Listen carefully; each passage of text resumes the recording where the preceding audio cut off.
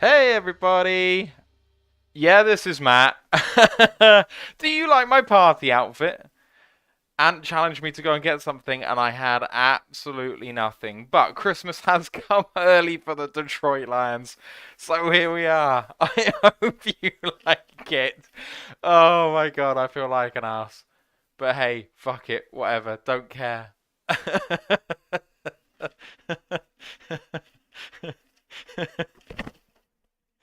Oh, I'm sorry that I'm laughing. Ant's gonna be on in a minute. Ash is saying, Matt, what the hell are you wearing? I don't know what to tell you, man. Oh, dear Lord. What did I just do there? There we go. Oh, Ant's gonna have a bit of a shock when he gets in here. Yeah. Brent in the house saying nice duds. I can't I can't look at myself and not laugh, which is really bad for a show. Oh, Jason's in the house. Oh my god. My former colleague. How are you doing, Jace? Flyod Condor says, "Is this the new job you've gone to?" I wish it was. That would be awesome. Let's go. Oh, can I even drink with this thing on?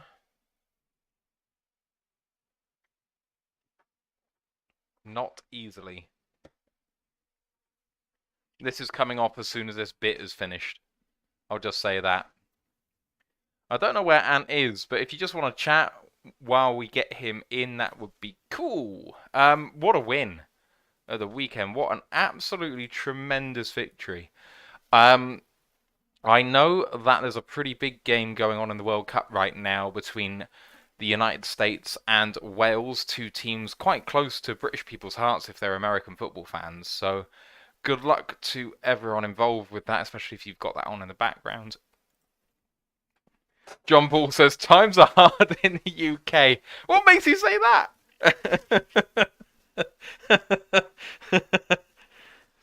Jason said, great, what a win today. England demolishing Iran 6-2 was a really, really nice result despite some late shenanigans by the referee, which was not appreciated, but never mind.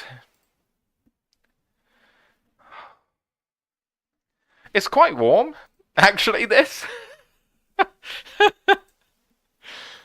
You wouldn't have thought it, but there we go. Oh, man.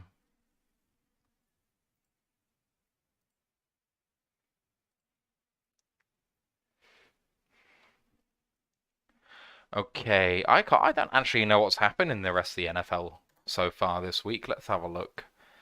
Me and Ant were live during the early slate.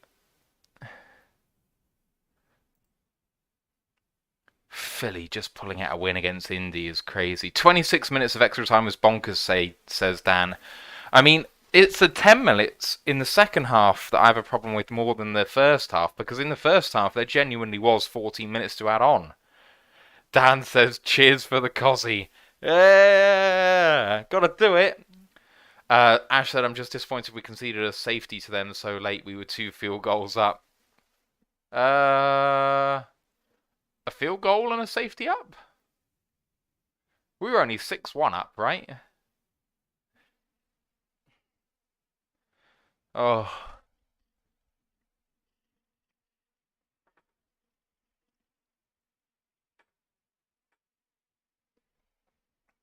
It's too warm to not have a drink. It's too difficult to have a drink. It's no good. Wales are under a huge amount of pressure by America in this game. I really believe that Wales have more quality than America do, but Wales are playing like, America are playing like a better team right now. What else do we have in here? Detroit vs. Everyone says quarterback Hendon Hooker tearing his ACL may push him to our second round pick. Honestly, it could make him further go down. And to be honest, I really feel like Hooker was probably a second round prospect anyway. I really think so. This is Coors Light. But this is the real stuff. Thatcher's Katie. One of the nicest ciders you'll ever find, and it's brewed about 20 minutes away from me. What else do we have? Giovanni just laughing himself silly. Believe me, me too. Beer sounds better than getting ready to clock in for work. I mean, my first day tomorrow in my new place, so it's gonna be interesting. Flint Town and Downs has 2 yellow cards already against the US. Yeah, maybe, but Big Harry says it's all of Wales at this game. The Welsh travel very well, and they haven't been in the World Cup for 64 years, so you can expect them to be loud and proud, win or lose. How nice is it that Dallas embarrassed Minnesota? I know that we have rivalries against both teams, but there's something very satisfying about the Vikings being shown up as complete frauds. Dan Pasco's Anthony Richardson a possible second rounder? I don't believe so. I think that Richardson will go high because of tools, much like Levis will go high because of tools. I think that Richardson will be, like, the floor for him is number 31. Just because that's all the first round picks. I really, really think he'll go in the first. And I'd hate to be the team that takes him. He's got all the tools in the world, but I just don't think he's ready for it.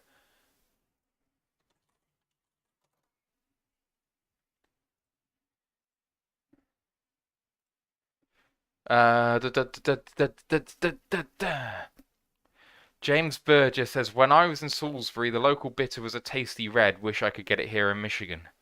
Salisbury's a lovely place. It's where I was born. Lions Gangster says, we can still get Bryce Young with the Rams pick. If you don't think that Bryce Young is going number 1 overall, unless you think the Rams are going to be picking number 1 overall, then I think you're mad. I think Bryce will be the number 1 overall pick. Geordie Mansion says, instead of taking a quarterback with a first round pick, why don't we trade it for Malik Willis? I like it. You'll make some people very happy. Flint Town and Down says, I live 7 miles away from Cowboys Stadium. The Cowboys fans are obnoxious and delusional. Much like the Green Bay fans, then. Of course the Cowboy fans are delusional. They've been told throughout all of their lives that they're America's team. The media play up to it. Why shouldn't they believe that? Hey to everyone joining in. Appreciate you being here. Jameson Williams is back, people. I cannot wait for that. I've just messaged Ant to see where he is. I hope that he's coming soon. Oh, this is not as much fun to wear as it looks. Dan says, if Rams pick is number 5, do you take Will Levis? No. Hell no. Will Levis could be one of those people. He really could be Justin Herbert. But Herbert is an outlier for a reason. Like, not people... For every Herbert you have 10 people who weren't. And I just don't think the risk is worth it. There's a lot of people who are going to provide his rushing upside and have the same ceiling and maybe have a lower chance of success, but not much lower. But yeah, I don't think I can actually take the beard off and still make the hat work. I think it's all kind of in there. I can't take it. I can't take the beard off until Ant comes in because I need him to see it. Once he sees it, it's coming off. But I just want him to see what it's like. I know that he's bringing a outfit as well, so let's see what he's doing too. Dan Pass says Carter. Sorry, Jalen Carter is what Ash says in the chat. Dan Pass says Carter will be gone, in my opinion. Will Anderson make it down to 5? Says Flint Town. Dan Pass says Anderson, Bryce, CJ, and Jalen first 4. I reckon. I don't think so. Also, Drew, the hat doesn't really fit on my head, so the beard is kind of holding it on as well. John says no quarterback with the first 2 picks. Defense, please.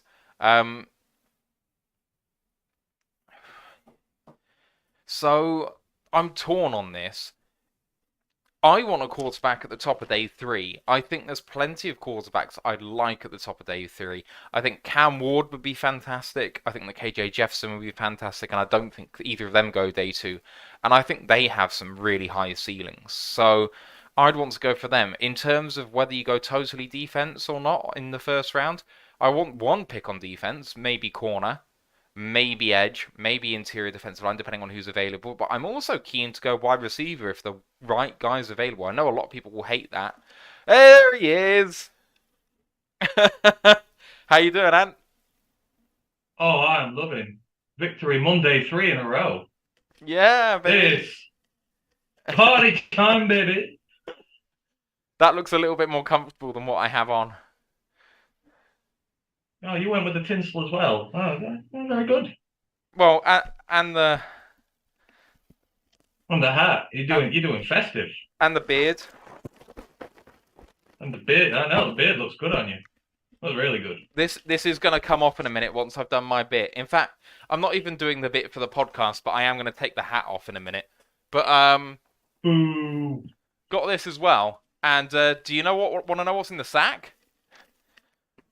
We've Daniel got Jones. Is it Daniel Jones? we've got some chocolate gold coins, lovely, and well, it's an early Christmas present. But Lions have got 3 wins in a row. Yeah, it's early Christmas time over here.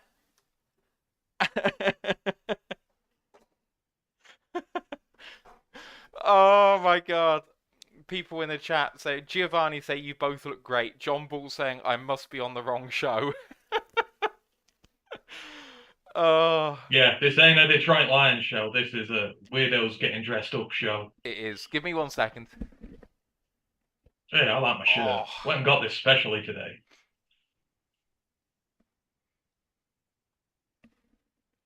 My fake tash won't stay on because I've got a real tash though, which is a shame, but hey ho.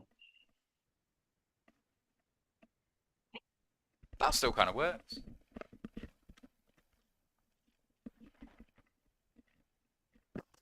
Alright, loosen this around.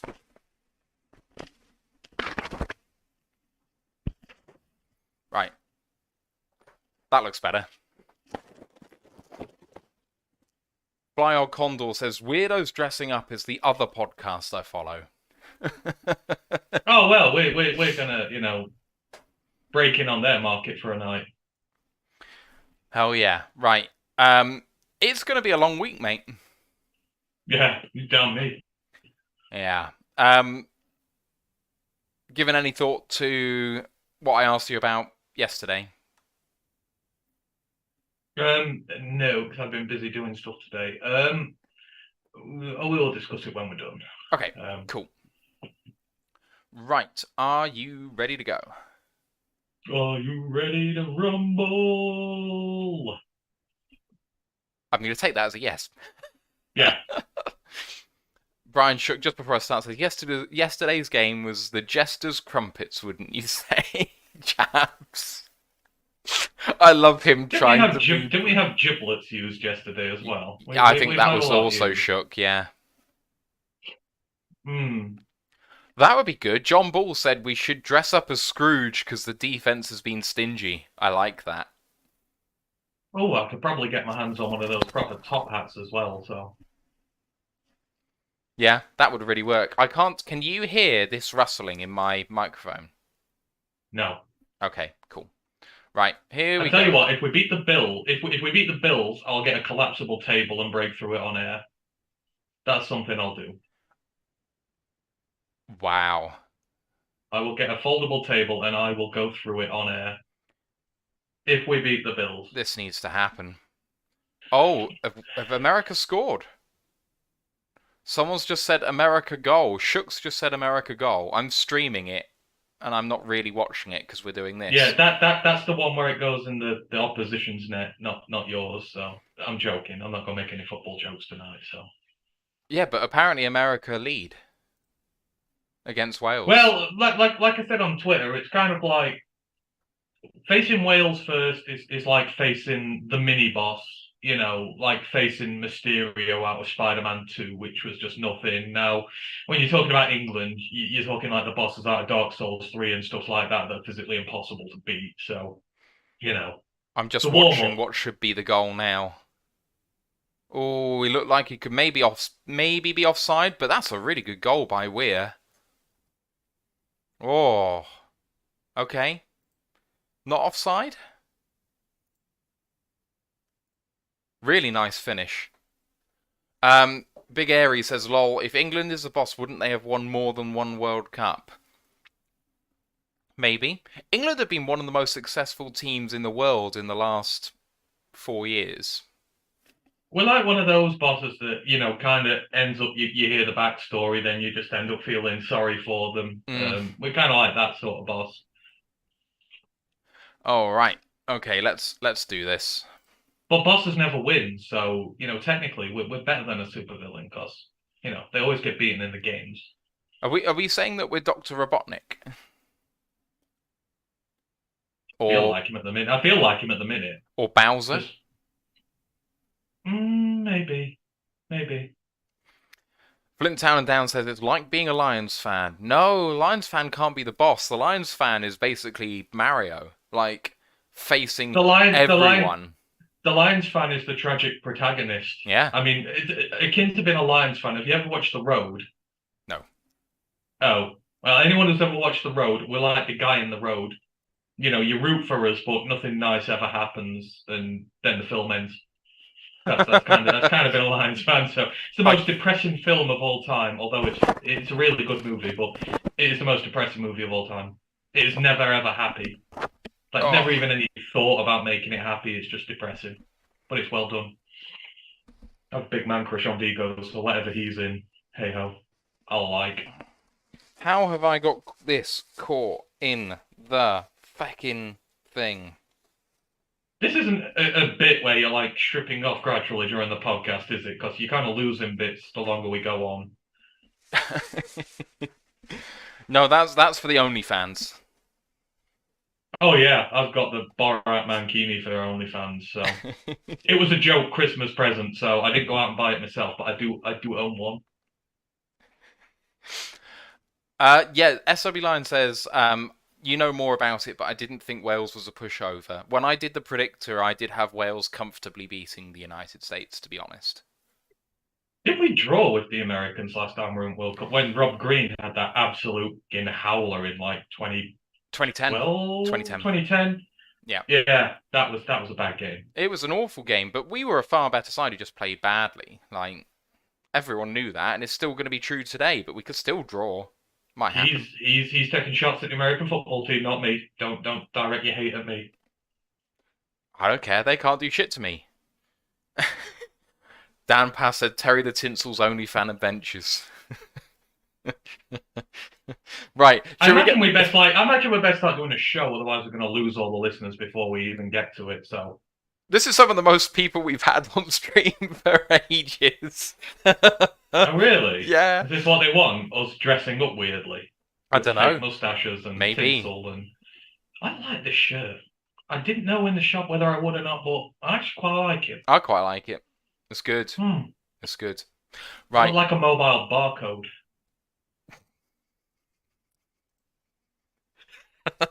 Why? But okay. Do. All right. Let's do this. Put some sellotape on this mustache. Recording in progress. Welcome to another edition of the Roar the Lions UK podcast, episode 159, Saquon. My name's Matthew Turner, alongside Anthony Fitzpatrick. How you doing, man? Oh, it's the third week in a row when it's Victory Monday. How can I be anything but happy? To the point where I'm kind of in song, but not in song while I'm speaking. I don't care. 3 wins in a row. We killed the Giants, we killed the Packers, we killed the Bears. Dan Campbell's revenge tour is well underway, and we are on our way to being a legitimate football team.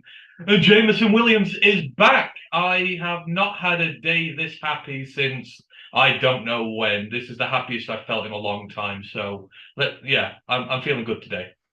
I mean, at 1-6, I can imagine there were little boys in the state of Michigan writing their Christmas list and saying, Dear Santa, all I want for Christmas is a Lions win. And Christmas came early with 3 in a row. I can't believe it. The last time we did it was in 2017, was that right? We decided? Correct. Weeks 11 to 13, I believe. Absolutely unbelievable. When we are breaking down in this show the Lions at Giants game. But let me get into the preamble to start off with. Discord channel. Please don't forget to get involved in that. Really nice community of Lions fans, especially good over this last few weeks. Had plenty of people join us in that time, and you should be one of them too. I'm going to pop a link now in the live chats for YouTube and Twitch, I should say. So do hop in from there if you can. If you're on the audio pod, you can also find it because the live chat is available if you go onto the stream. College Football Podcast and is coming this Wednesday. I'm filling in, so don't promise too much for me being in for Ryan, but what are we going to talk about? It is rivalry week in college football, the last week of the regular season when all the fiercest foes face one another. So, yeah, rivalry week, there's a lot of history behind it. Form goes out the window. It's brutal. It's wonderful. There's a lot to see. There's so much going on. We've got Tulane and Cincinnati fighting it out for the top of the AAC. We've got Michigan, Ohio State fighting it out for winner takes all, probably for the playoffs. It looks like at this rate. So yeah, it's going to be great. It's the culmination of seems to have gone very, very quick this season does. So, right, the mustache is going. Yeah, seems to have been a culmination of a very quick season. But, yeah, we're there. Rivalry week. It's going to be a lot of fun. Like I say, Matt is filling in because Ryan is in New York at the moment. So, yeah, hopefully it should be good. Come join us. Not long to go before we start doing all the tape watching for prospects going forward. So, going to be fun. It's going to be fun. We are actually going back to back on Wednesday, that is. So probably something like 1 p.m. Eastern we'll be doing the college show, and then maybe 3 p.m. Eastern, 3:30 p.m. Eastern we'll be doing the preview show for the Bills game on Thanksgiving, which won't leave much time for you guys to go and listen to it. But frankly, this week is always tough in terms of trying to get content out because it's got to be planned for, and you've got to have time to listen to it too. So please do try and listen to us live on Wednesday if you can. It'd be a great way to do that. Anyway, for this show, please don't forget to like the video, sub to the podcast, rate, review, comment, all that good stuff. Much appreciated. And Lions Nation Unite as well. Herman Moore's project to get all the best content creators in Lions YouTube together in one place. Dose of Dion, Micro Mike, us, Lions on the Prowl. We're all there. LionsNationUnite.com. Go and download that. And we are a Twitch affiliate. If you have a Prime subscription with Amazon, you have a free Twitch Prime sub to use every month. Gives us a little bit of cash directly from Amazon. No money comes out of your pocket. If you can, pop that our way. Much appreciated. Let's get to a bit of news. And there's actually a fair amount of news for the first time in a long time before we get into the game review. First of all, the unlucky Trinity Benson, shall we say, was placed on IR last week. He came on for one game, and he got hands to his face and neck area, his knee buckled, and he's probably done some sort of cruciate ligament, and he's probably done for the year. Yeah, it's really unfortunate. So, yeah, I'm going to say it's a shame. It's a shame. Didn't really get a chance to come in and be able to do much there. Now, obviously, there's people coming back. We're getting healthier at position. You know, it's just a shame. You never like to see a player get injured, regardless of what happens. So hopefully he can get himself fit and healthy, find himself a practice squad somewhere, and rebuild his career. But I don't think he's likely to be with us at this point. No, that kind of feels like the end of the road, really. Also, in terms of roster news, safety Juju Hughes has been waived. The wide receiver DJ Chark was activated before this game. And then, as you mentioned, Jameson Williams returns to practice today. That's Tuesday, November 21st. He has had his window for activation started. So he now gets 21 days to be activated, or he's shut down for the year. For me, I don't think he has any chance of facing the Bills. The guy hasn't practiced as a professional. But it does very much put it in range for games where the Lions will still technically be in the hunt. And we will have our guy. Oh, we're talking about Jameson now. Mm-hmm. Oh man, I was so psyched when I heard this today. I was just like, I said it last week. I said, wouldn't it be nice if we could get 3 in a row and then afterwards Jameson gets announced? I would be very excitable indeed, and I'm not gonna lie, I danced around and squealed like a little girl when I heard that he was gonna be activated. I'm so excited to see him. I've not been this excited to see a Lions rookie in over a decade. Not Penny, not Aidan, none of these guys. You know, J-Mo's the one. when you have a guy who has game-changing speed on a team and he's going to be a highlight reel, hopefully, in time. Not going to expect it all from him straight away, but you can't help but be excited. And now we're on a wave of momentum. Got a lot of young players who are out there learning how to win games. The team's looking confident. They're looking like they finally found their purpose there. And to get these guys back, Romeo's back training, Jameson's back training. It's just feels like we've got a bit more of a level playing field with everyone else because IR and the cap situation's been just handicapping us so much over the entire Dan Campbell and Brad Holmes tenure that it's kind of feeling like, right, we got an even shot now, and we're showing we can beat teams when we do. Yeah, 100%. We also have the news that Keegan-Michael Key is donating the amount that Jamaal Williams was fined for his hip thrust touchdown celebration in week 3 to a charity of Jamal's choice. A celebration that, effectively is done in Key's Key and Peele sketch, the fake throw, can't do more than 2 thrusts type thing. So Williams also faked that same thrust last week against the Bears, I think, unless I'm much mistaken. He motioned to do it and then he didn't do it, and Keegan was a big fan of that. Oh yeah, if he did it after every touchdown at this moment in time, he'd probably be losing money on his deal. So yeah, it's kind of nice that someone's going to step in and help with all that. So, oh yeah, I love it. I just right at this moment in time, Jamaal Williams is one of my favorite players in the NFL at this moment. He's just such a character. He's got such heart. He's got such want and determination to do well for this team, and to see him translate it into an on-field product is just. Oh, it's amazing. Leading Russia in terms of touchdowns in the NFL. I mean, who saw that coming? It's kind of like that famous meme. It's like, oh, look at us. Who'd have thought this? Not me.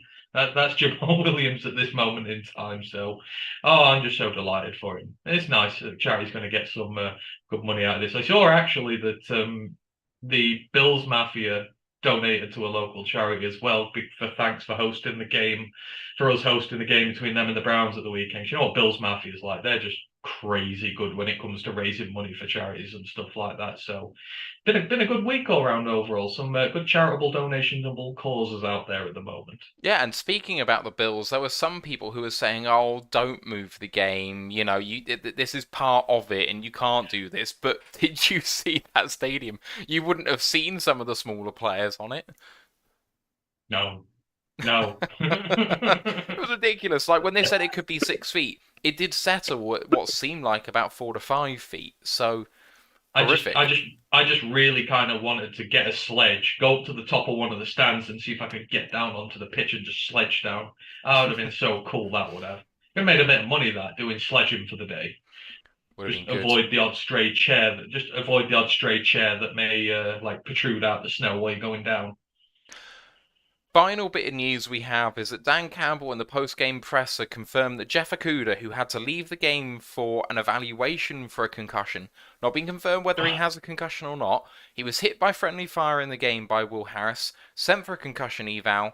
Whether he's concussed or not, Dan Campbell does not believe he can make the protocol happen by Thursday, and it's likely therefore that he is out for the game, regardless of whether he's hurt or not. And he was tweeting during the game saying, "I'm absolutely fine." Fair? Not fair? I get why they're doing it.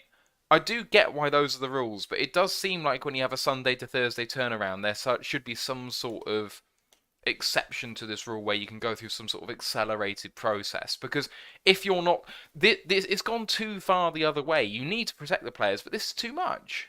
But on the flip side, such a short recovery time between games, if they make a mistake and do it too quick and a player gets hurt on a 3-day turnaround, then that opens them up to a lot of scrutiny. So I can kind of understand why. We've had guys in concussion protocol already, but they ain't been getting cleared till, what is it, Friday, Saturday?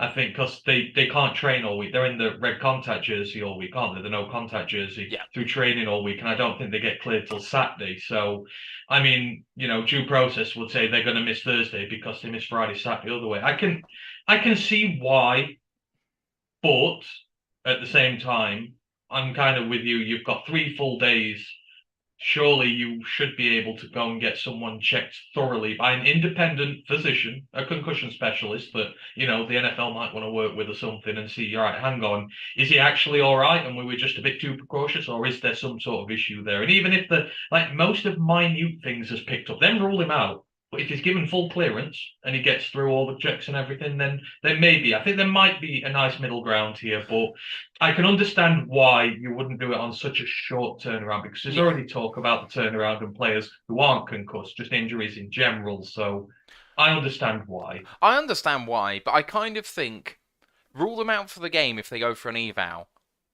That seems like too much, but it protects you trying to get back into the game when you really shouldn't. And I fully go for that. But I think if you then, during that process, actually pass an eval and you would have returned to the game under the old rules, that it should be an accelerated process for the next week to pass the protocol. Like, you should still go through it, but it should only take 2 days, versus if you would have failed an eval under the old rules, then it's a kind of Friday, Saturday decision.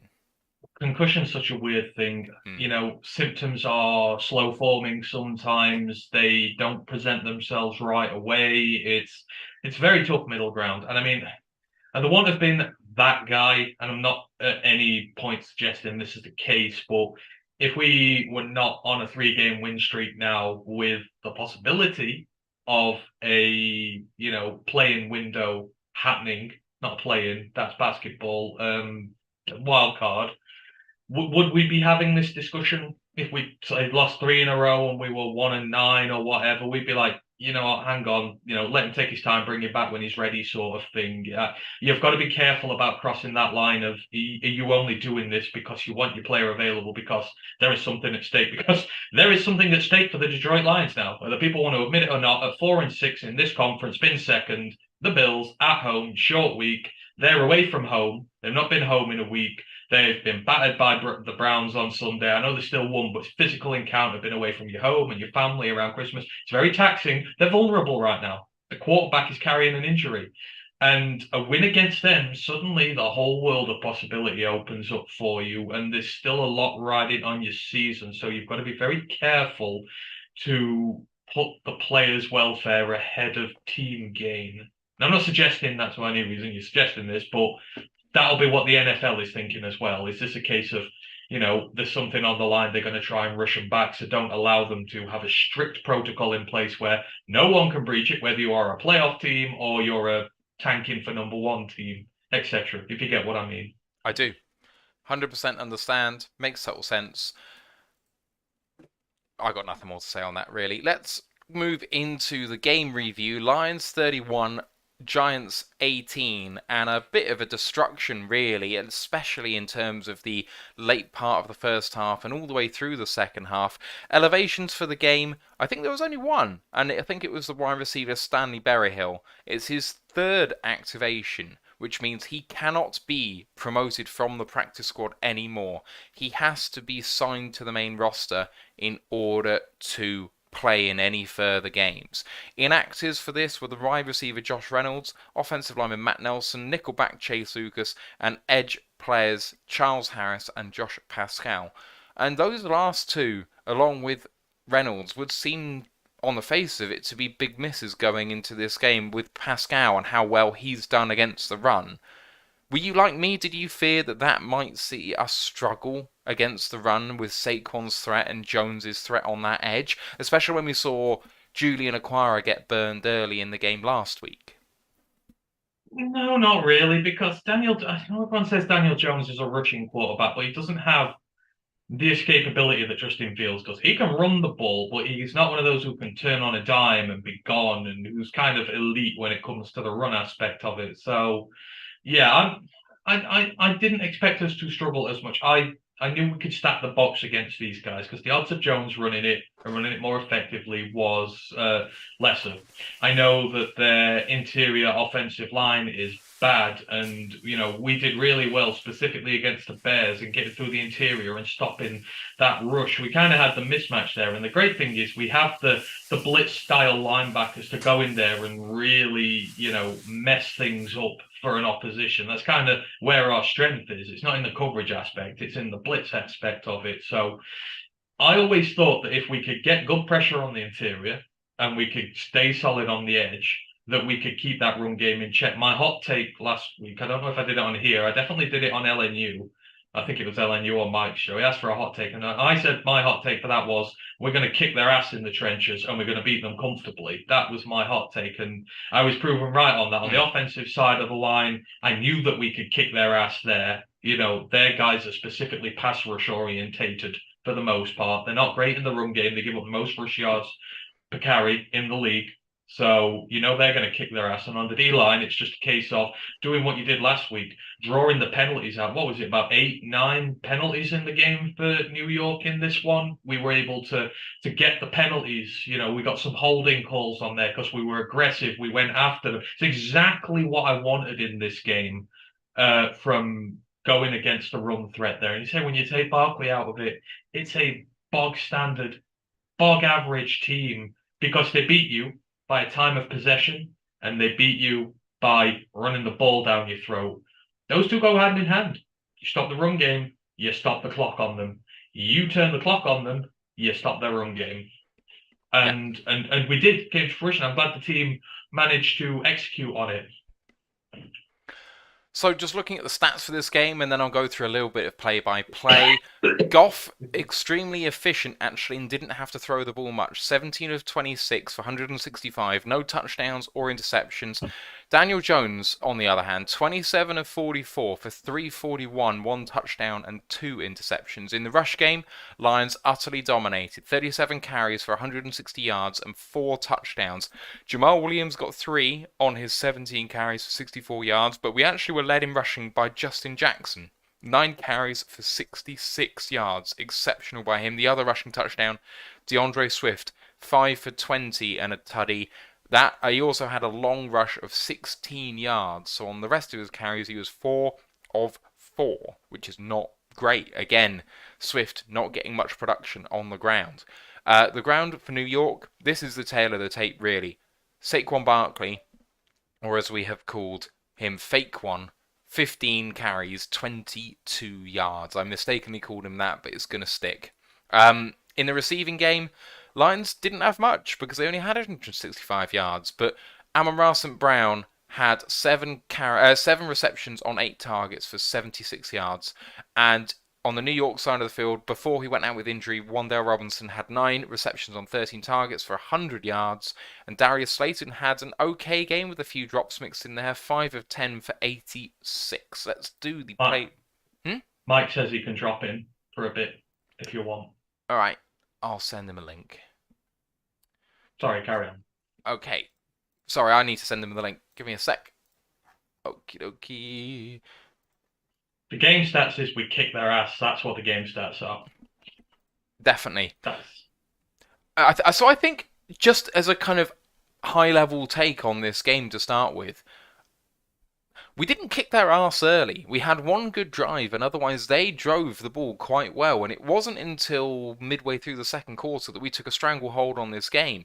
It's quite easy to forget that they held the ball 6-3 ahead and driving for what looked like might be a 2-possession lead. So it looks like we totally ran away with this game, and we did. But things turned once we got the Hutch interception, and that we never looked back after that. But you know, before then, it could have gone either way. But the thing is, you're in 7-2 territory. You're in an opposition team's stadium.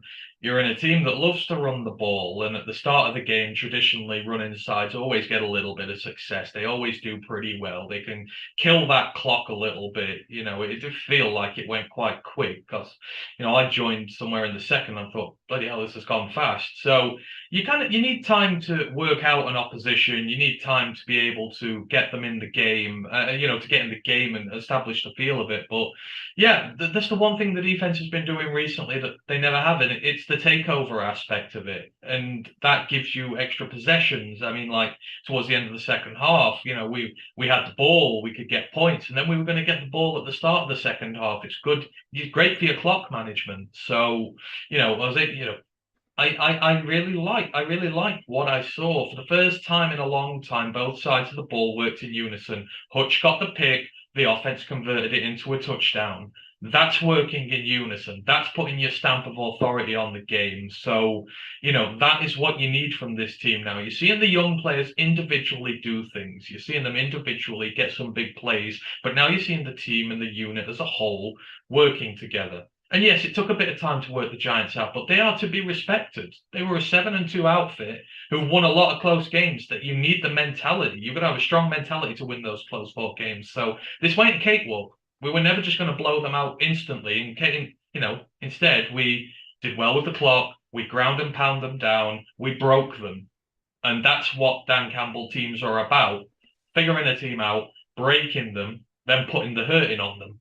And that's what we did in this one, to the point where I felt no nerves whatsoever in that fourth quarter. And I'm used to having a heartbeat that's, it's sort of on par with like in Bon Jovi solo or something like that, just all over the place and going at 200 reps a minute. I mean, I was calm. I was laid back in my seat enjoying it. So there was a lot to love about this. It was hard early, but we broke them. And that was a big part of it. We broke them. We've been joined by a very special guest, was known as Micro Mike, now goes by Mike Kimber, and you can find him on YouTube as Lions Talk by Chat Sports, and he also fronts the Lions Nation Unite coverage. Mike's in the house. How you doing, man? And you're on mute, Mike. And you're on mute. There you go. Unmute. There we go. I'm doing really good. Everybody else is dressed up, so I wanted to be cheery as well. Have some time a little bit before I got to get back to Thanksgiving preparation for Thursday, but love the victory. Yay, Detroit Lions. Let's go, baby! What did he make of this game? We've kind of had our high-level takes, and I'm about to kind of go through the game and how it ebbed and flowed, but on a high-level sort of take, Ant was talking about both sides of the ball kind of coming together for the first time this year. What did you make of it? This was the most well-rounded game that the Detroit Lions have played in some time, and I'm not even just saying in Dan Campbell's tenure. It's been a long time since all three phases for the Detroit Lions came together for a victory, and let's go 4 phases here, because we're going to also talk about the lack of penalties, the discipline that they brought in on the team, letting the other team shoot themselves in the foot. Special teams did good, punts and kicks with Badgley. Offense did good. They scored in the second half, ran the football, passed decent. Defense played well. Turnovers by Kirby Joseph, Aidan Hutchinson. This was a beat down in New York on the road against a 7-win football team. We envisioned the Detroit Lions to be a physical football team in the NFC North. Talked about it many times. We've been a finesse team for a decade, right? We've been a team that, we can score up points, but it's like they're not physical. That's a little bit different. We have been a physical football team. We're running the football on the Giants. They knew we're going to run it, and there's not a damn thing they could do about it. That's, when you're starting to becoming a good team. We're going to run it down your throats. Nothing you can do except for take it. That's exactly what we did. We bent them over. No Vaseline. Got the job done. One thing, actually, that I wanted to kind of say before I go through the kind of play-by-play part of this is the massive difference in this game for me, on offense especially, was the use of Jason Kabinda. Now, I know that the guy dropped 2 passes that could have been massive gains or could have gone for 6, but the Lions ran 21 personnel, the most of any formation in this game. They ran 21 personnel 42% of the time, with him making up the bulk of that second running back in the game. 11 personnel was only 38%, so it was close. But Kabinda was that guy, and it kind of felt like whenever he was in the game, he was throwing out these massive blocks, creating holes for Jamaal or Jackson. We also ran 31 personnel twice, but if you have a look at the EPA per play stats, every other formation is about 0. But you get to 21 personnel, and we're at 0.38 EPA per play in 21 personnel. And that's Kabinda. Or I did see certain circumstances where we had Swift and Jackson in the game at the same time. But whatever they did, 21 personnel destroyed them. They couldn't handle it. We put Penei Sewell at wide receiver. I mean, there was some... I'm like, the hell's that? Where's the rest of the offensive line? Oh, wait, that's the receivers. What the? That could be inspired, that could have. Can you imagine that? Been like a DB lined up on Penay's receiver. It'd be a great way to get a quick outside block out there. Well, it would be if he didn't hit him in the back. Oh, that We was used to have Matt garbage Nelson that would take that role as a blocker as well, the extra offensive lineman. And so, but now we got Jason Cabinda, who Dan Campbell loves. And yeah, that's that physical football. Yeah, of course he dropped those 2 passes. We all seen it. But at the same time, that's not his main job, is to catch the football. Okay, that's not his main job to run the football. It's to block for Jamaal Williams. It's to block for Justin Jackson, to give that extra space for the running lane. And just like in the comment section, you got to give credit to the offensive line. The whole offensive line, even Dan Skipper, did a phenomenal job being more physical. I tell you what, Kayvon Thibodeau, people said there, maybe we should took Kayvon Thibodeau instead of Aidan Hutchinson. Look like that to me. I don't think they let him out to play, did they? I think he was kept in the house all day. Felt like that. I don't actually remember his name being called on the broadcast at all. I don't remember it. Like, I'm sure he did fine against the run. I don't know. I just don't remember his name being recorded for a tackle, or I don't think there was any pressure by him whatsoever. If there was any pressure by the Giants, it was coming up the middle. And there wasn't much of that either. There was that glorious tweet someone put out where they gave Aidan Hutchinson's entire stat line, like Aidan Hutchinson stats, and then underneath it had Kayvon Thibodeau's stats, and it just read Penei Sewell's bitch. That was like one of the best tweets of the day, that was. Oh, man. Right, let me take you through the game very briefly. First drive for the Giants set the tone. We had Kaminsky with a tackle for a loss on the first play, and then Alim got him for a sack, and they went 3 and out very, very quickly. And then Cabinda makes a massive block for Jamaal Williams on the first play on offense. Drive stalls out, roughing the passer extends it. Another good sell job by Goff, because it was a correct call, but he went down like a sack of shit. He wasn't really touched. Then what did we have? Cute quarterback sneak, which I haven't seen Goff do this season yet, but he converted a 3rd and 1. Nice play action pass to Cabinda, which he dropped. A couple of 2-back sets in there. That drop could have been 6. Then Swift couldn't convert for the first, and Badgley, his field goal was good. We didn't go for it on 4th down and 2, which was a bad spot. It should have been 4th and 1, but they recorded Amon-Ra being a lot shorter than that, made the decision easier for you guys. Just to stop here, setting the tone on defense and offense. Yes, we didn't get the touchdown, but 3 and out, get points on the board. And in terms of 4th down decisions, I'm looking at that thinking Campbell might go. But for the last few weeks, he's changed his mind about these sort of things, and he's gone more conservative. I don't think he's gone all the way conservative at all. I think he's still a very aggressive head coach. But he's taken out that sort of really bad decision from his game so far. We all still feel like he's got a bad decision in him, but so far he has shown that he can change, I think. Rightfully so. He needs to change on doing those consistent 4th downs. And in the last 2 games, he's been very good and conservative on that. I'm happy he did not go for it on that 4th and 2. You got to be able to first trust your special teams and trust your defense. They are a part of your team as well. You got a really good punter in Jack Fox, who is able to pin a team back. And if you look at the Giants in this circumstance, he understands that this is not some juggernaut offense. This is not some offense that's easily can score down. They're struggling if they can't run the football. And what was the Lions doing? You had Alim McNeill able to stuff that bad boy, forcing their quarterback to do something he's not used to doing and scoring points from behind. So he played the smart game is the way he should. You talked about that quarterback sneak. I absolutely loved it. That play was the first one of this season. I did not expect it. And it was something, it played it at the right time. You know, I've been calling for a quarterback sneak a couple times this year. I tell you what, I had no idea they're doing that. And when you have a offense that is able to do a play that you have no idea they're going to do, that's when you know you're doing a good job. That and the jet sweep at the end of the game with Khalif Raymond. 2 major great plays by Ben Johnson in this offense. I mean, he's learning, isn't he? He's like his players. He's kind of a rookie in this role. He's a rookie head coach, just like his players are rookies. We've seen the players make mistakes. We've seen the players have hard learning curves, but players are getting there. And so is Dan Campbell getting there. You know, he was uber aggressive last year because let's face it, given the roster we had, given the position we were in, he could be aggressive, make teams really have to fight hard against you, etc. You can kind of get away with it last year. And sometimes that can seep into bad habits. You know, you've had 1 year, you've been aggressive all the time, you take that over with you, but you've got to react to the situation that you're in, and you've got to, move accordingly with your philosophy. And, you saw this year, he started out aggressive. Then it's like, well, hang on. You're in year 2 now.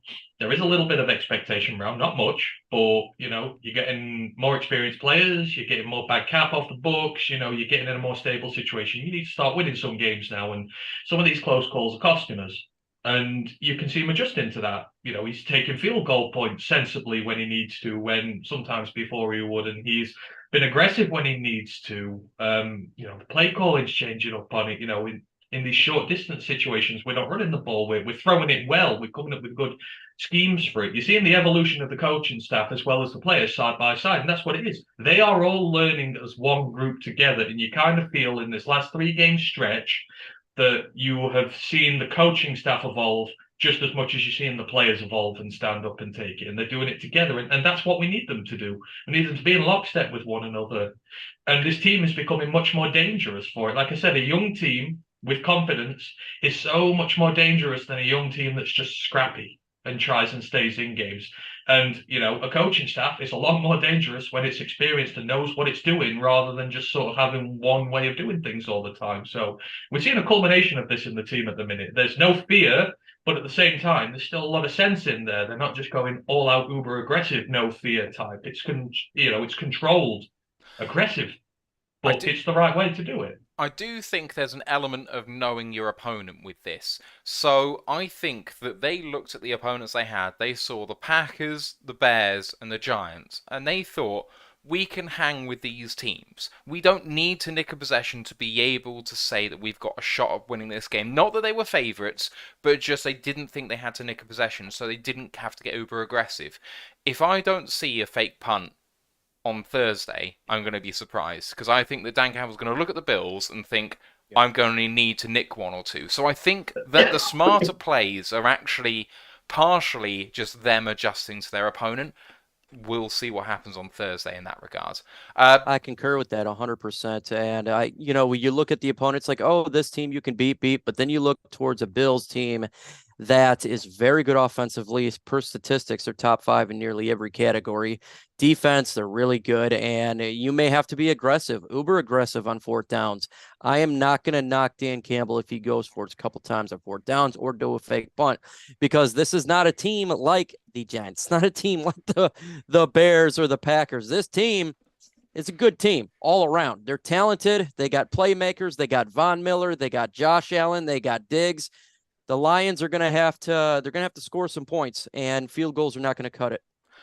And this is kind of the opposite. They're one of the few teams, because usually the way to beat in most teams, you stop the run game and you put the pass game under a lot of pressure and they buckle under it.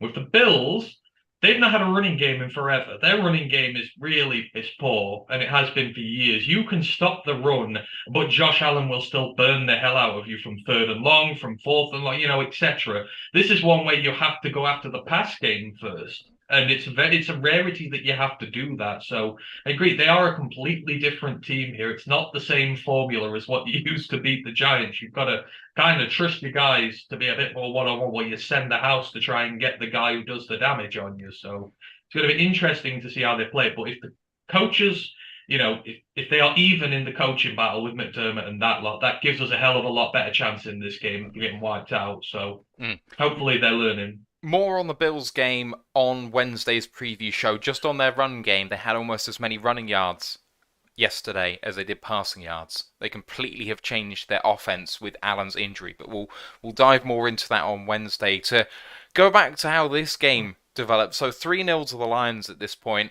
and a massive tackle for a loss for McNeill, so he's now at this point got a sack and a tackle for a loss, split some guys on a double team, got to the running back, but they still managed to get to 4th and 1 from the 49. Jet sweep to Breeder is almost blown up by Rodrigo. Rodrigo reads it to a T, but just can't quite reach Breeder, who jet sweeps for a first down. Then Breeder goes straight back to him for a really nice pass play. They're getting down towards the red zone. And then a quarterback sweep for a touchdown. Design quarterback run. Lions just didn't read it. I mean, the Jones just kind of waltzes in pretty much untouched. It was a bit disappointing that we didn't actually have a bit more coming at him for that, because he got 3 guys out in front of him and we had no chance. PAT was then missed though. Gust of wind and a finger from, I think it was John Kaminsky. Not 100% who it was in that line, but someone got a slight finger to it, and the PAT was missed. That made it 6-3 in favour of the Giants. On the next drive, and I know Ant is probably going to have a little bit of a rant about this, but there we go. Massive tackle for a loss for the Giants because we ran the world's worst and most predictable wide receiver screen. And I know that you hate that play very, very much. But an amazing conversion after that on 3rd and 12 to Khalif Raymond. Pressure in his face, got the ball out to Khalif Raymond, too far in front of him. Khalif had to make a diving catch, and then from the floor, not touch, manages to get up and make his ground, getting 15, needing 12. But then, unfortunately, Goff ran for 20 on 3rd and 9, but called back for holding. Can't convert then on the new 3rd down. Then Jonah Jackson gets a personal foul, losing 15. And the Lions, from being almost near midfield, are punting from their own red zone. Fox then has a fantastic punt of like 65 yards to flip the field. But the Lions really shoot themselves in the foot, needing a big drive at this point. Because now, Giants have the ball and they're ahead. This is exactly where they want to live. And boys, at this point, I was kind of thinking, 1 drive from the Giants here, 2-score game, Saquon bundles over in an 85-yard drive. And we're in real trouble here, and I've seen this script before. You know, the wide receiver screen putting us behind the sticks, couple of bad penalties. I think it was Sewell on a holding call, and then Jonah Jackson on a personal foul. After the play was done, he just pushes someone over, and it's like, what are you doing, boys?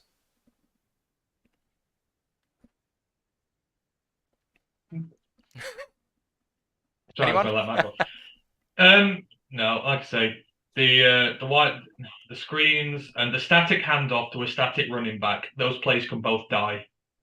Like I said, I'll get a neuralizer from Men in Black. I will use it on Ben Johnson, and I will erase those plays from his offensive play calling book because they are offensive to me and to most teams. They're really bad. You know, sometimes we get screens right, but a lot of the times it feels like we've not got enough men out there blocking, and it just puts us behind the sticks, and you can't afford to do that. But it's a minor one. It's a minor one. Like I say, the Lions were feeling their way into this game, but I never thought this looked easy for New York. Yes, they were driving on us, but I felt like it was with difficulty. I felt like they weren't in their usual fluent rhythm that they've had before. Saquon wasn't doing nothing. Jones got a few on us, and etc. But it's not like I've seen in the past. When teams have run on us in the last 3-4 years, they get 6, 7, 8 yards of carry, chunk plays, play action kills us, etc. I didn't see that in this one, and so I'm kind of like, yeah, this doesn't feel the same. It felt different. Feels like the Lions have tightened it up a little bit, in regards to stopping them getting yards off the contact. That's a big problem. Guys falling forward, getting the extra 3 or 4 yards. They weren't in this one, so they were running a little bit, but it didn't feel the same for me. I wasn't worried. I was watching it and I was very comfortable. I had the feeling that the Lions defense, or offense, sorry, they always have one drive that like everything that happens wrong just occurs. Penalty, bad play, punt. We've seen it multiple times. That was one of those cases. The screenplay from the wide receiver has got to go. I 100% agree with you. That and the Jared Goff spin-a-rooney, those are the 2 things that drive me nuts. But not part of this game. I was worried at all. I was like, the defense has got this. I'm not worried about Daniel Jones, and we're stopping the run. My biggest fear in this game the whole time was Saquon Barkley, but seeing what Alim McNeill was doing to this offensive line, I'll sit back, say, okay, big deal. Offense is not going to get it every single time. That was my thought in my head. We got this one fairly easy. So the Giants take over 6-3 up, and in this drive, Okuda gets hit by friendly fire. Will Harris goes into him. He's done for the day because a referee calls him for a head assessment. God knows how he's going to be. We don't think he's concussed. We think he's absolutely fine, but he can't clear protocol by Thursday, so he's out for Thanksgiving, which sucks. But we may do in this game. We had almost 3 quarters of play without CB1, and it was fine. OPI called on a pick play for the Giants, which was stupid. You heard it on the broadcast, but the guy picked the wrong person. Like, it wasn't the person who was impacting the play. So it was just absolutely crazy. Jones then makes a really nice zone read keeper to convert third down. Drive stalls around midfield and they punt. Lions then run a jet sweep to Swift right out in front of him on third down. And I don't know if you saw Jeremy Reisman put a nice tweet out on this, but Swift just needs to put the hammer down. He's got Saul out in front of him, he's got Wright out in front of him, and all he needs to do is go straight for that line to gain, but he instead tries to run straight behind Brock Wright. And he's got no chance. And at this point, it's Swift trying to avoid contact. He's scared. He's running scared, and we need to stop giving him opportunities to have situations where maybe running between the tackles or putting the hammer down is going to be something he's going to do. We've got a perfectly good running back for that. We've got 2. So let's just stop seeing Swift do this. He lined up several times in the slot as a wide receiver for this game. I think he's perfectly suited to that role. He's very good at running routes. He's got good hands. Let's let him do that. There's absolutely no need for us to let him do this because he keeps doing it time after time.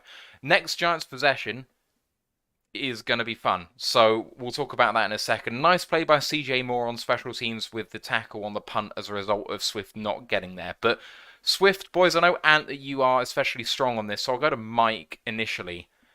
Oh, Mike's the same as me. Yeah, well, You're not going to he's hear the anything exact same different spot. here. I don't know what's personally going on in Swift's head, the lack of confidence, but I feel like he's lost confidence. He's not fully invested in what's going on. Everyone keeps saying injuries, but we're talking now 3 weeks of nothing taking place, and you clearly are not seeing anything wrong with his leg when he's running the football. When he does run, he's missing the hole. We've seen that on Hard Knocks where he was getting at the coach was getting after it. He was doing that on the field again, and he's getting tackled by the first player. I don't know if he's thinking too much. But he's lost confidence. He's got problems here, and he's not cute. He's not RB1 right now. I'm sorry. Jamaal Williams is now RB1. It looks like Justin Jackson potentially is RB2. He's lost confidence, and I'm not sure that the coaching staff believes in him fully right now. I think for me, outside of the quarterback, no position is affected more by confidence issues than running back. Specifically because every single play, you're going to take contact. You're going to get hit unless, you get the odd one where you're untouched, which is a big rarity. If you're a wide receiver out of form, all it takes is one clutch catch, and you suddenly see the resurgence. But even in DeAndre's case, even when he gets a touchdown, even when, that comes there, it can't overcome the fear of contact, can't overcome that mentality loss. And if you've got a running back who's got no confidence, he's basically busted. And at this point, I think he's basically busted. I know he got a touchdown. I know he's had a little bit recently, but, Jamaal Williams has put his heart on the line for this team. He has given everything to it, and he's reaping the rewards from it. So why is DeAndre not? People keep trying to defend him, saying he's injured and that, but the story he's giving out is Juice Staley ain't giving him no carries. Well, why is he asking for more carries if he's injured, if he's not ready to go in this team? It doesn't match. The effort he's giving out there does not match the story he's telling us about, oh, I'm fit and healthy, I'm ready to go. So injury's not an issue to him. So why he's running scared, I don't know. No. But all I know is this team looks better when Jamaal Williams is in and when Jackson is in as well. And at this point, I'd send him. I know you can't send him to the practice squad, but I would just call Jamar up and sit his ass on the pine and not even put him in this team. I want guys who are 100% invested in this team going forward, and you can see that he's not. And there are lots of guys in this team who are. And I hate saying it because Swift, on his day, when he's confident, when he's running strong, when he's playing well, is the most dynamic offensive weapon we have on this team. And you want that, but you can't dispute the evidence you've seen over the last month, which is he just don't want the smoke right now. If you don't want the smoke, you ain't playing in this team. The Lions preach meritocracy. You are the best player on the team, you get the reps. He ain't getting the reps. That's all there is to it. No more needs to be said about Swift. So the Lions do punt after that lack of third down conversion, and here we have the turning point in the game. So the Lions have gone punting in their last 2 possessions, scored in the first one, but offense is kind of stalling out a little bit, and then Daniel Jones drops back, sees his man running from the center field out to the left-hand side, but he doesn't see Aidan Hutchinson drop into coverage. Oh no! And Hutchinson, like a salmon, just leaping out, clutching that ball like a tight end that, comes out of nowhere. He's got hands. Like, for a guy who's never caught a ball, as far as we're led to believe by Hutch in his career up until the Green Bay game, for someone who apparently has never really done that, that was a snag. Like, that was way above him. And, those hands pretty sticky. And he returned it a fair way too, maybe 10 or 15 yards on the Giants side of the field. Lions are in, I think, the red zone or just outside it after this interception. Let's just talk about that play, because I've not seen... I know that Hutch is capable of it, and we talked about it with him as a prospect, because he did it a little bit at Michigan, but not much. It's not going to be his bag. He's a great pass rusher, but he is athletic enough to do this, and he's a big guy trying to throw over that. And you're never going to expect him to drop. Fantastic play calling by Aaron Glenn. There's very few times this season, especially early, where we've had an opportunity to praise players and coaches. But Aaron Glenn, that's one heck of a play. So, for me, with Aidan, what the best defensive line players do, if they're not in a position to make a run at the quarterback, the first thing they do instinctively is get into the throw-in lane. It was one of the big things I said about Alim when I did the tape breakdown on him years ago, when we drafted him as his nose tackle. You could see him in the run game, in the pass rush game, trying to get to a guy. If he couldn't, the first thing he did was always look, where's the quarterback's eyes? Where's he throwing? Gets in the lane, puts his hands up. You can see this happening with Aidan now. I think it's a case of, he's very exuberant, very, the motor's heavy, always trying to get to the quarterback. There's a lot of expectation on him when he comes into this team. It's pass rush, pass rush, pass rush, pass rush, get to the quarterback, get the sacks. Now it's kind of, right, let's think sensibly about this. I can't get to him. Where are the throwing lanes? Sometimes I'm a drop back, see if I can get in the quarterback's way, get these, and that will be a good progression of this game, to know when he can get to the quarterback and when he can't, and when he can help in other facets of the game. And I think that's what you're seeing with him here. He got the first pick and he's like, whoa, I can get picks now. I can help out the team this way. If I'm going to drop back, if I'm going to get in those throwing lanes, maybe I can make a turnover. And it was a damn good snag, I must say. If that thing was fizzed, and to grab that out of the air was perfect. Mike, I know that you're short on time, so thoughts on that and maybe anything else before you shoot? I could probably give you 15 more minutes. Oh, cool. So okay, I gotta sweet. All right. Get on with Herm here. I love talking about Aidan Hutchinson because everybody talks about his physical skill set. His size, arm length. You go to an NFL combine, the height. This guy is the prototypical guy. Maybe needs to put on a little bit weight, but something that we don't talk about regarding Aidan Hutchinson is his football IQ. If you watch that play, he steps back. He's reading the eyes of Daniel. He's reading him. Now, for someone that is a rookie, someone who plays a position generally is just attacking the quarterback instead of dropping back. That was a absolute great move by him, by reading what the offense is doing and just staring down the eyes of Daniel Jones. I thought it was a marvelous play, and it just shows there's another reason why we drafted him at 2, not just his physical gifts, but his IQ that he brings to this defense.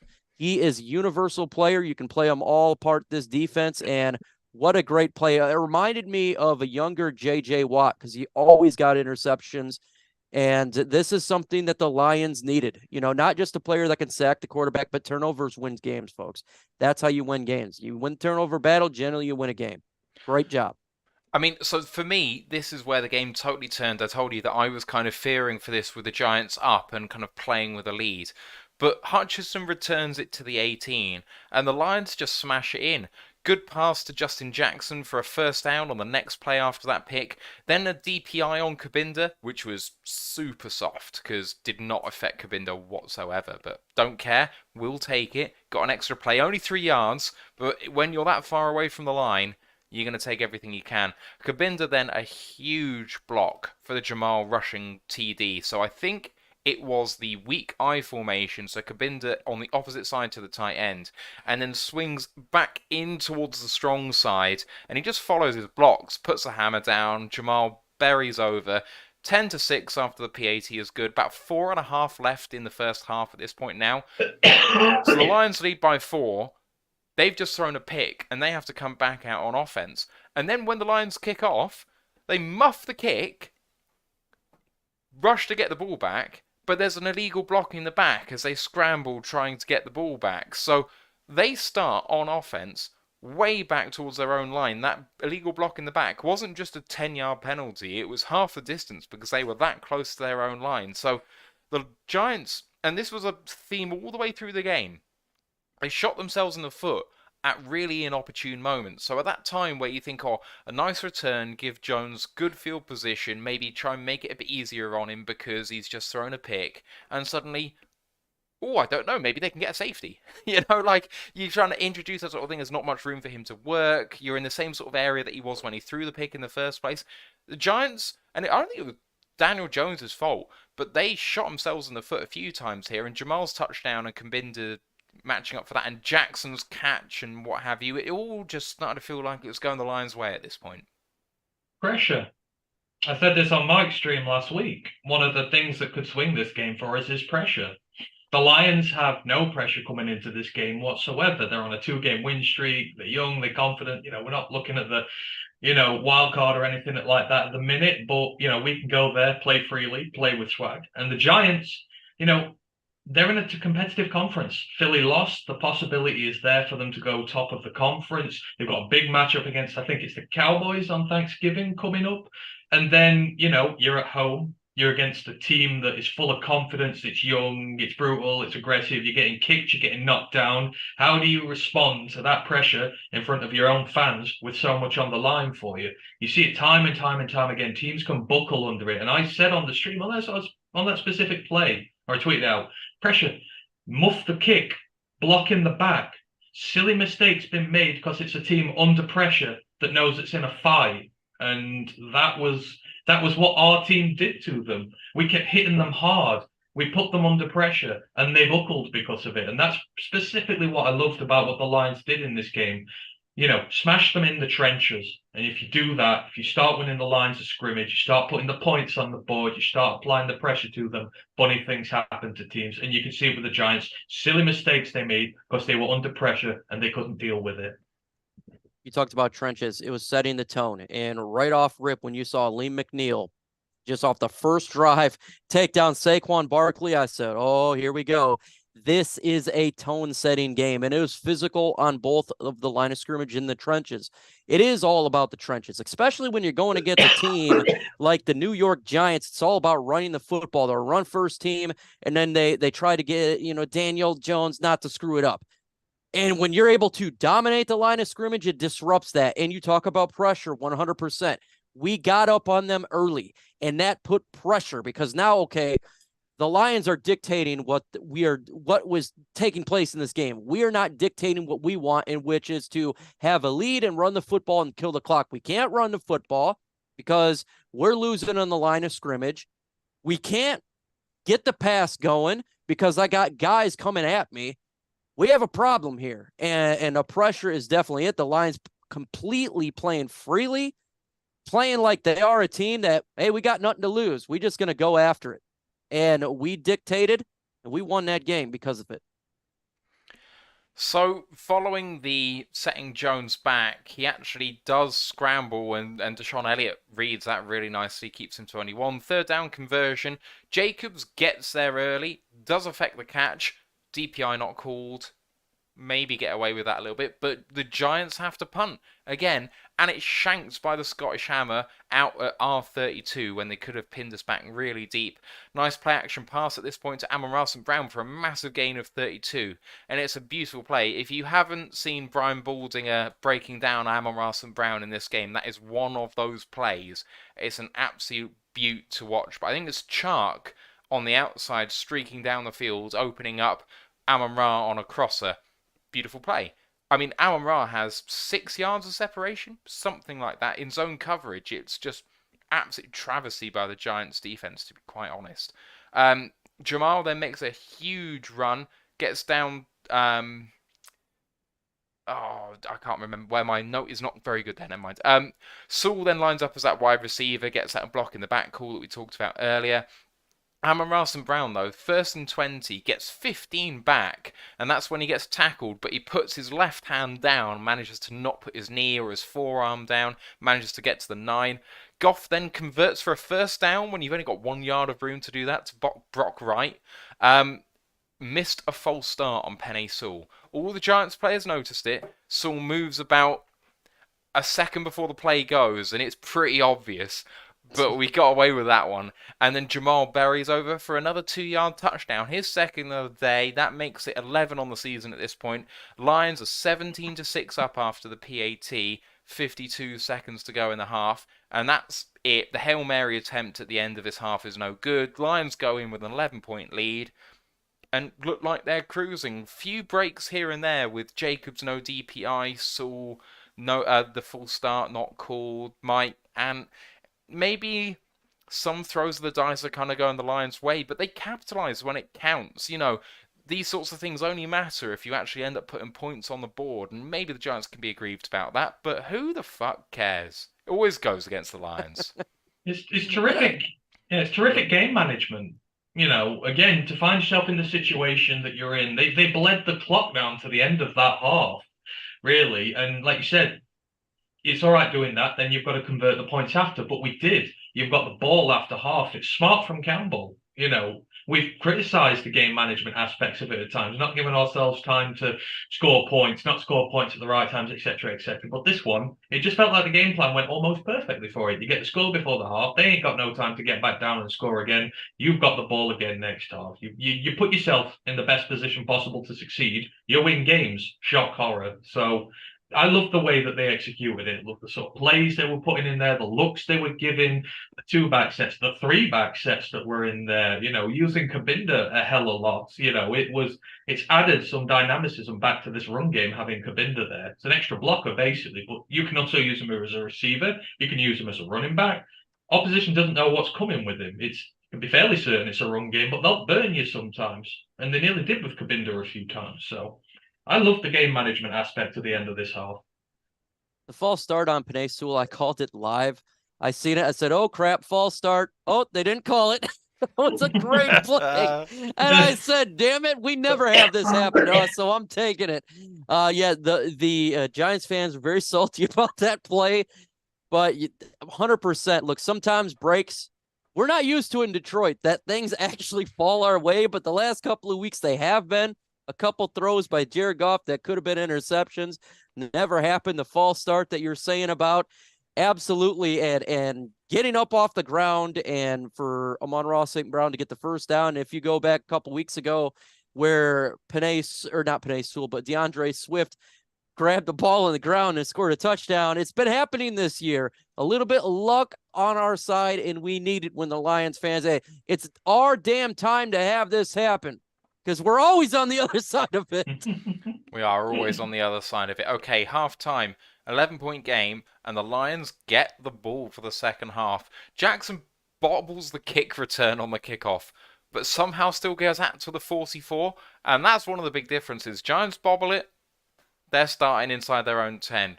We're starting near midfield. But then Kabinda drops his second big one of the game, first offensive play of the second half, and really nice play design, and he's not quite there yet, is he? He's only been active for 2 games. This was the second game, I think, and he's just not quite at it quite yet. Nice play by Goff under pressure, getting it to Kennedy on a crossing route to convert the 3rd down. Kennedy, just another example of a guy that when you need him, he's there. Just deliver you another 3rd down conversion, which is great. And Goff seemed to get these 3rd down conversions all day, which was really, really nice. 11-yard run for Justin Jackson. Swift then got 15 on the ground for 1st and goal from the 5. Play action pass to Amon-Ra to the 1. And Jamaal, in true Jamaal style, finishes it off from the 1 yard line, nicking touchdowns left and right. 24-6 Detroit when the PAT is good. Giants drive, and this is just the story of their half from here on out. Nice drive to start, get to around midfield, can't convert on 3rd or 4th down. So from the Lions 40, go for it on 4th and 5. He overthrows, and Kirby Joseph is there, and he leaps out the air. What a play from him. I mean, some of that is right place, right time, because he's standing right there, and Jones airmails it a bit. But I know he's a former wide receiver. You still got to make that play, and we didn't see that from him earlier on in his Lions rookie year. Makes that catch, returns it really well, and then Goff, and this is why his PFF grade is shockingly bad. I think he was worst on the team on offense. He goes out there, and in his next 3 plays, throws 2 interceptable balls. Like, at a time where you're like, this game is over and done if you don't make a mistake. I don't understand what happened here, boys, but Goff just decided he was going to put the ball in harm's way. And then the Lions decided they're going to punt from the Giants 38, which we were discussing on stream at the time. I don't know what you thought, Mike, about this. Punt covered at the 7, worked out perfectly. But it kind of felt like we were, declining an opportunity to put more points on the board. I think that Dan Campbell of old would have kicked that as opposed to gone for a punt. What do you reckon? First off, I'm going to take 2 hot takes, and then we're going to. I'll talk about this first. I approved of the punt. I didn't want them to go for it.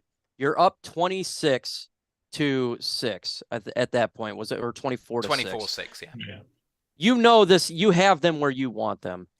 At this point, this offense is going to have a hard time going down the field. Punt. I don't need to screw up and give these guys even a good field position. If they want to get it, I'm going to make them earn it. We're up. They're not doing a whole lot. This is probably the first time this year for the Giants to be down this much. I liked it. That's what you got Jack Fox for. I don't care if it's like a net gain of 20 yards. It's 20 less yards that we have to deal with Daniel Jones going. I approved of it because where we're at. Hot take here. DJ Chark, Tom Kennedy. I will take Tom Kennedy over DJ Chark at this point. I know it's a hot take, but right now, Chark has been doing absolutely nothing, and Tom Kennedy is making crucial first downs on 3rd downs. That's all I can ask for from the young man is catch the football and make plays. Chark hasn't done a whole lot for me. And here's another hot take. We talk about players that should be recognized for defensive rookies of the year. Obviously you got Greedy Williams. Everyone talks about Aidan Hutchinson. Kirby Josie's not going to get it, but he should be in the mention at this point. Interceptions, fumble recoveries. He's making plays. This guy's getting the job done. He's getting better every week. Initially in his rookie season, he wasn't getting it done because he was a rookie. But each game you can see it get better and better. I like it. See, I'm 100% with Mike on his first hot take. The punt was what I would have done as well. I said it on the stream. Don't help your opposition out. Don't give them good field position while their offense can't string together a drive for toffee. Put the punt in, put them in situations where, it's harder for them to run it out. I mean, there were several times we got them in their own 10 and they couldn't run it out. There's not enough room down there. You bottleneck them. You force the QB to throw it and make dangerous throws. And we were forcing them to punt it away there. And you give yourself good field position as well. Yeah, you might give up 3 points on one drive, but your next drive might just start where you've just punted it from on a first down. So, you have to trust your punter to do it. You've got the best punter in the league. So use him. We were screaming for this at the start of the season when we weren't using him. We were just 4th down, go for it, 4th down, go for it. This is all part of the game management side of it, which Dan Campbell's developing now. He's learning when to use his punter. And I immediately said on stream, don't you dare take that field goal. Just punt it. They took the delay game to punt it. Right call. So I fully agree with that. Not on board with the second hot take just as much yet.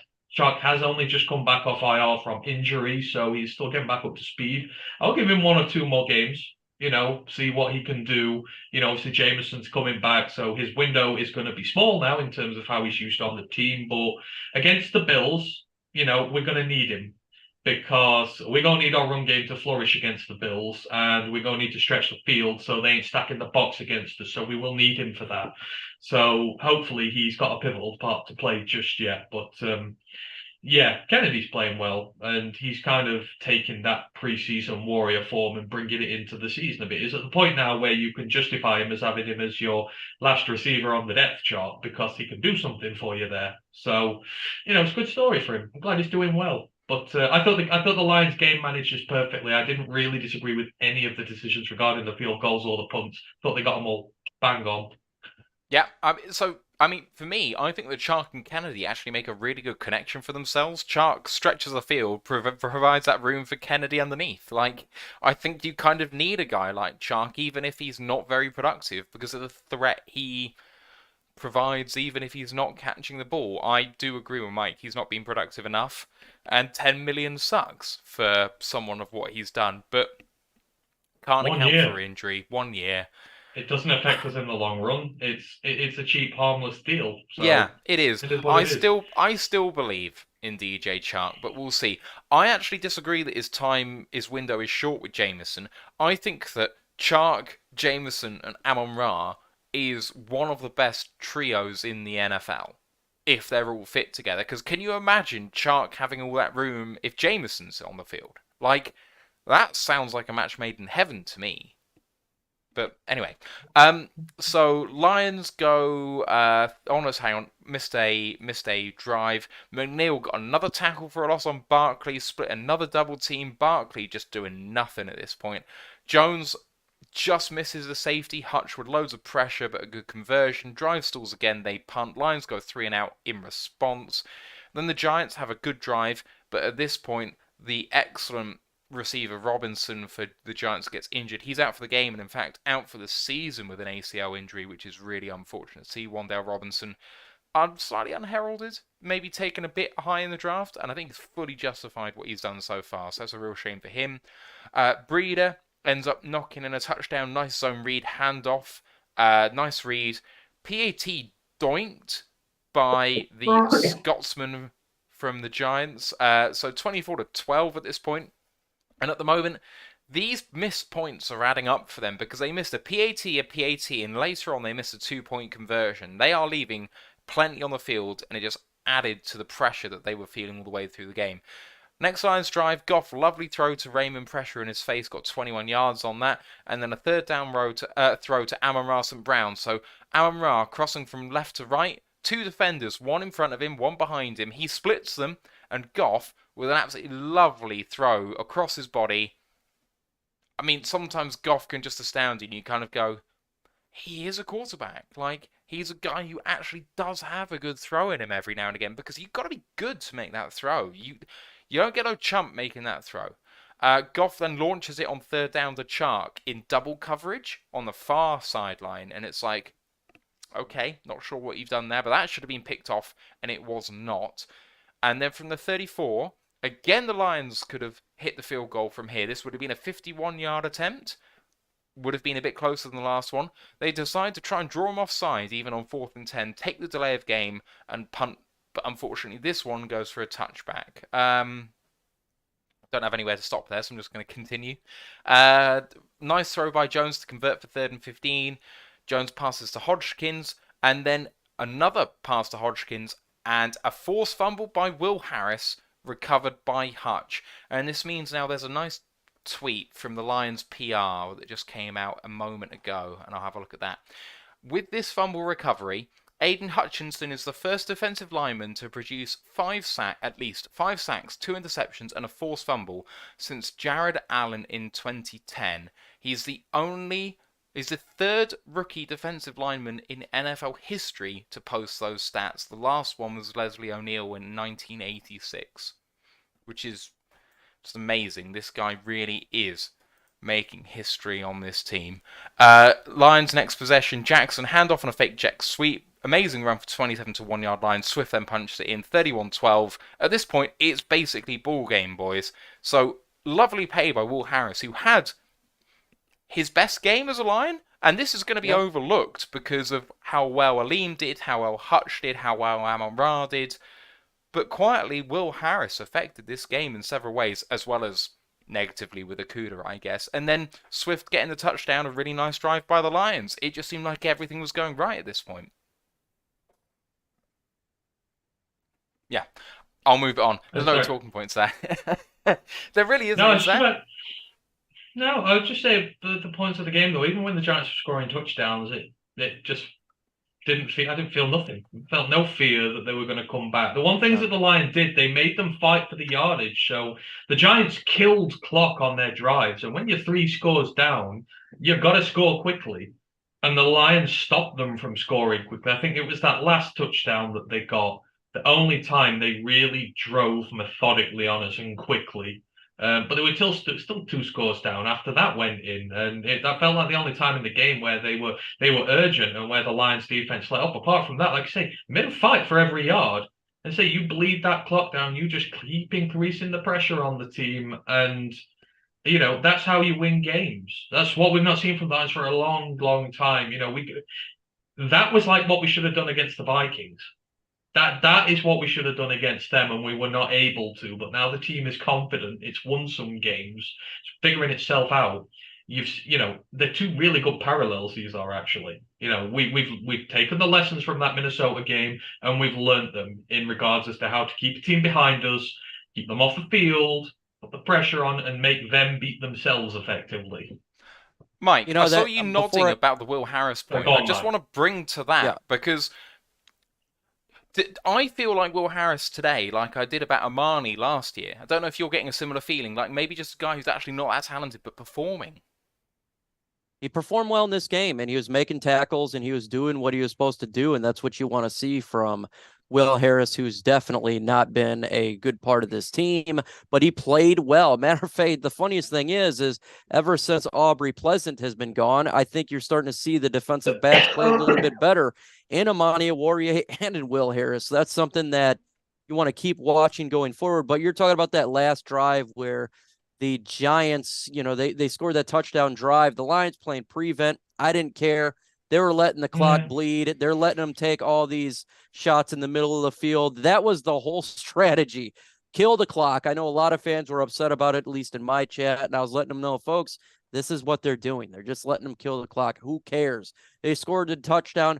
Big deal. Now there's a couple minutes left in the game. The game's essentially over. They have to do an onside kick, and that onside kick was terrible. So I love the game plan. I did not care about that drive at all. It was exactly what you want to see. The whole point there is kill clock.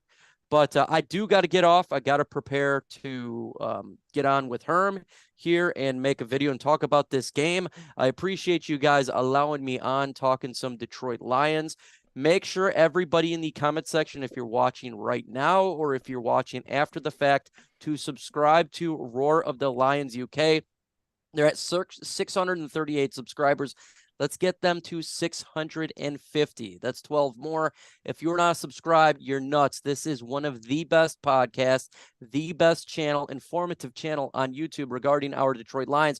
Just because we talk a little bit different doesn't mean anything. So heart stars and marshmallows, clovers and blue moons. Let's get it, guys. Cheers, Mike. Thanks, Mike. Lions Talk with Chat Sports on YouTube. Go and subscribe to him as well. Can't do it without you, man. Appreciate you coming on, and we need to do this a lot more. Anytime, brother. Take care, Mike. And the guys really recapped the end of the game there really well. Those were the next couple of drives. Giants, with that sort of prevent defense from the Lions, do go and score. 2-point conversions, no good. Onside kick recovered by Amon-Ra. And then the Lions, on third down, run a reverse to Khalif Raymond on 3rd and long, which is good. And that's the ball game. 2:38 left on the clock.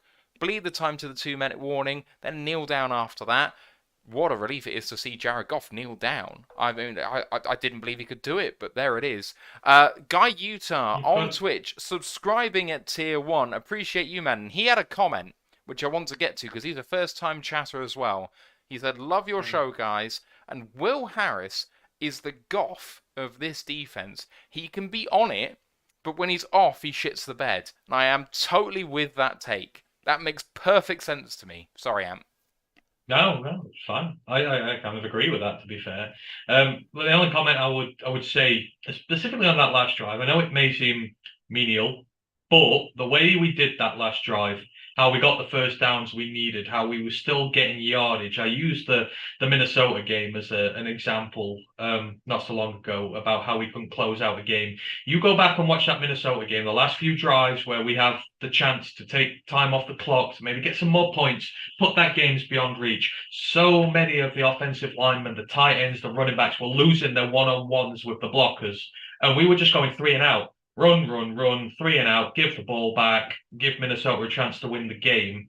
And I was very critical of that because we've invested heavily in our offensive line, our trenches, and I expect better of them. In this game, well, by Jove, we went out, we ran the ball, we got first downs. We were aggressive. We won our one-on-ones. We made the gaps for the guys. We gave ourselves room to run the ball. And lo and behold, we ran the game out. Now, in the grand scheme of things, it might not have mattered if we'd have given it back because there was a deficit to come from. But, the Giants were still playing hard at this point. And you've got to look for the improvements where you see them. So the improvement on those last drives to kill the clock, get the first downs, were significant for me. And again, it's another indicator that this team is moving in the right direction. It's trench warfare, and we just won this one outright. It's not even close as to who won the trench battle in this one. From snap one till snap end, we won. So even when we thought we'd won the game and we could have just sort of taken it easy, the guys still fighting, still winning the one-on-ones, still getting us rush yardage.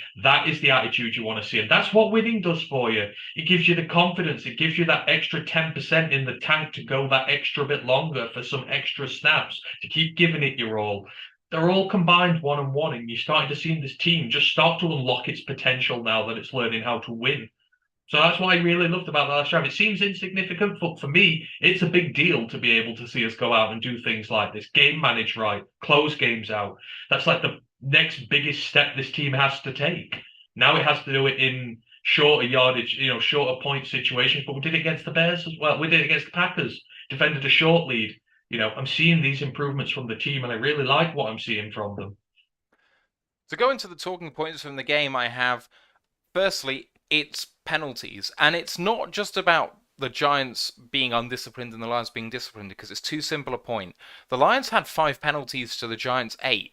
It wasn't a huge difference. What was the difference is that the Lions' penalties came at moments that didn't really move the needle massively, whereas the Giants seemed to get penalties at moments that really, really mattered to them, and bigger penalties as well.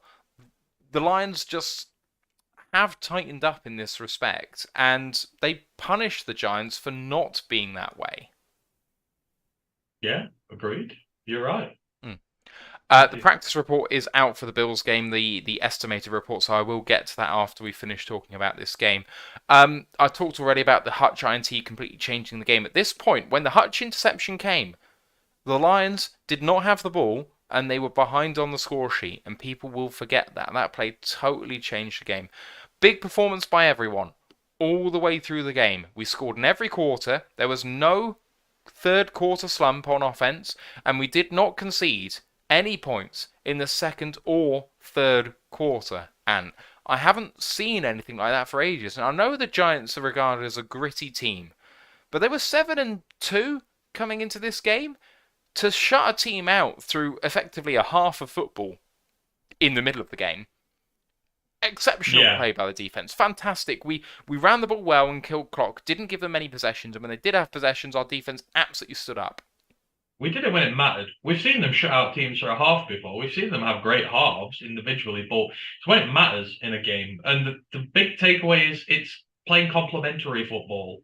As Dan Campbell keeps saying, you can shut a team out for 2 quarters and still lose a game, but the offense put up points as well. You get the interception, you score the touchdown off that. That's how you've really got to hurt teams. New York will have been hurting after Daniel Jones throws that pick. We get the ball in the end zone. We put 7 down. That's like kicking a guy when he's down. And, there's too many times when we've had the guy down on the floor, we've kind of extended the arm and pulled them back up again. Well, that's not what Dan Campbell's about. Dan Campbell's about biting the kneecap, getting them on the ground, kicking them while they're down there, and keeping them there. That's what we did here. And by the time that the defense did start to give up a little, the offense had given us the cushion that it didn't really matter. And that's what this team has needed, is to play complementary football together. And we have finally seen that. This team's evolving more week in, week out. And the confidence, like I say, is just unlocking every facet of it. And everyone's playing in lockstep. Everyone together. Everybody's contributing. And just to kind of show you people how much we dominated in this game, the trenches absolutely show it. There's a Lions offensive lineman who was a relief player, I think, and he's called Shane Lemieux. Left guard, he has a offensive grade of 29. He's their starter who's come back from a long-term injury. There we go. Thank you very much. 29.4 PFF grade, had a pass blocking grade of 0.0. 1 sack given up, 1 hit given up, 3 hurries given up, 5 pressures in his 24 pass blocking snaps. I don't think I've seen a 0 pass blocking grade in some time, but he was benched in this game. Logan, that's fair. But other people also had really bad blocking games in this. Players with a sub 60 grade included both the left guards that played in this game for the Giants in Ezeudu and Lemieux, and John Feliciano, who I think was also benched at some point in this game. They were all sub 60, and that all came from Alim. He was absolutely fantastic in this game. So he ended with 3 tackles for a loss and a sack. It's like fantastic. Yeah, 10 pressures in the game. Which is the leading number all time in the PFF era by someone of more than 320 pounds. See, this is kind of what annoys me when it comes to Alim. Everyone's praising him after this game, but they're making it out like it's the first good game he's had for the Lions, and it's just simply not. When I did his tape breakdown, when we got him after the draft, I said, nose tackle is a very thankless position. You're the guy who does all the dirty grunt work, which means others can have success in this team. So when you're evaluating a nose tackle, you can't look at the stats line. You've actually got to look at the plays. They are subject to double teams, triple teams. They're up against the biggest and baddest guys on an opposing offensive line. A center's always got someone to help him, a guard, a tackle, whatever. Alim has been in a very tough situation there. He was placed with a pair of turnips in his first year, who were useless at the position. But now he's actually got, competitive, guys in there with him. He's actually got good backup. So he's allowed to go out and be able to do the job that we all know he can. But as a run blocker, as a guy who absorbs a lot of the pressure in there and does a lot of the dirty work, he's been very good for us since he got here last year. I mean, the amount of snaps the guy plays as a nose tackle, they don't play that many. These 320-pound nose tackle guys, you bring them in situationally, you bring them in, and you try and keep them fresh. You try and keep the tank going. He's been playing like 70, 80% of snaps a lot of weeks. Nose tackles just don't play that. Proper ones like him, who are really big, beefy boys, and he still goes in there. He plays his heart out. He makes plays. And just because he doesn't get on the stat sheet, people ignore it. And then when a game like this comes out, I'm going, oh, it's Alim McNeill's breakout game. It's not. He is a big part of this defense, and he has been a big part of this budding defense going forward. You need guys like him on there. It is nice when he has these games. I said in my overall eval of him, you won't hear about him on the stat sheet, and you won't give him the plaudits very often, but when you do, you'll really notice him. And, that's how it's come to pass, really. But he is so impressive. I said he's going to be as good, if not better, than Kenny Clark by the time he gets his professional deal. I don't see anything to disprove me today. He will be like the Green Bay nose tackle. He will be that all-conquering, all-dominating guy on there who can stuff the run, and he's got pass rush upside as well. And I'm delighted for him, but I'll just be like, he's a good player, and he's been a good player in a very tough situation. So don't just look at this game and go, it's his breakout. He's developing very nicely, and he's going to be great for us going forward. He's exactly what we need on this line to complement the guys on the edge. Takes up so much pressure in the middle. I'm very happy for him. A good point as well in the chat by Nigel Williamson, which is one that we haven't made very much this year. Isaiah Buggs had his first positively graded game since week 1 against Philadelphia. He also had a really good game on the interior, aided by Alim having a good game beside him. But he came in 49 snaps. He now has more than double his snaps in a single season he's ever had before. And he's come in and he's done fairly well the last couple of weeks. This has been his best game of the season. He didn't give up much on the ground. You know, if you have a weakness in that interior offensive line, Saquon's going to find it. And Bugs was not a weak point in that defense. So that was a really good thing for him too. Just hats off to the entire, both sets of offensive lines. I do want to give a shout out to the backup guard Dan Skipper. Now, he has a pass blocking grade of 0, which I did not expect and did not see. I'm not sure why, because we didn't give up any sacks. But Skipper came in. I did not hear his name called at all as someone who gave up anything in this game. So I'm surprised to see him go down there with a bad grade. Evan Brown did fine before he went out, but he only had 14 snaps. A word on Skipper, and Look, he's doing well situationally when we need him, you know, and that's a compliment to him. You know, he's coming in, he's doing what we need of him. Me, I still can't help but feel that we need a guard in the draft. Long-term replacement. I don't think he's the long-term guy here going forward. I would like to get a bit of a run-blocking monster in to go at that right guard position. But for right now, what we need, you know, you've got to give him his props. He's doing really well. But this team needs to carry on evolving. We need to carry on getting better at this sort of stuff. So just because he's doing well now doesn't mean we should not be looking at alternatives going forward as well. Plus, this offensive line is going to cost us a load of money going forward. So we need to start refreshing some of the rookie deals on it as well. But no, well played to everyone in the trenches, like you said. The offense killed them, ran the ball. I mean, who's the nose tackle? Dexter Lawrence. Did you hear Dexter Lawrence's name mentioned all game? All I heard all week, Dexter Lawrence is a monster. He rips teams up on his own. And, you know, he's a one-man wrecking machine who's going to kill you all. I kind of felt like I didn't really hear his name there, but it's because we ran the ball so well and we were really good at it. You negate him, you negate Kayvon. Kayvon's always been rubbish as a run blocker. No more so than when Oregon needed him most in his last year of college, and he was nowhere to be seen. It was always my big knock on him, as well as that he's only got one pass rush move. That's why I didn't really want to draft him. But you implement the run game, you take away the few weapons they've got on the defensive line. And our offensive line did it perfectly, and vice versa. The defensive line just crumbled their run game. So big props to every single one of them.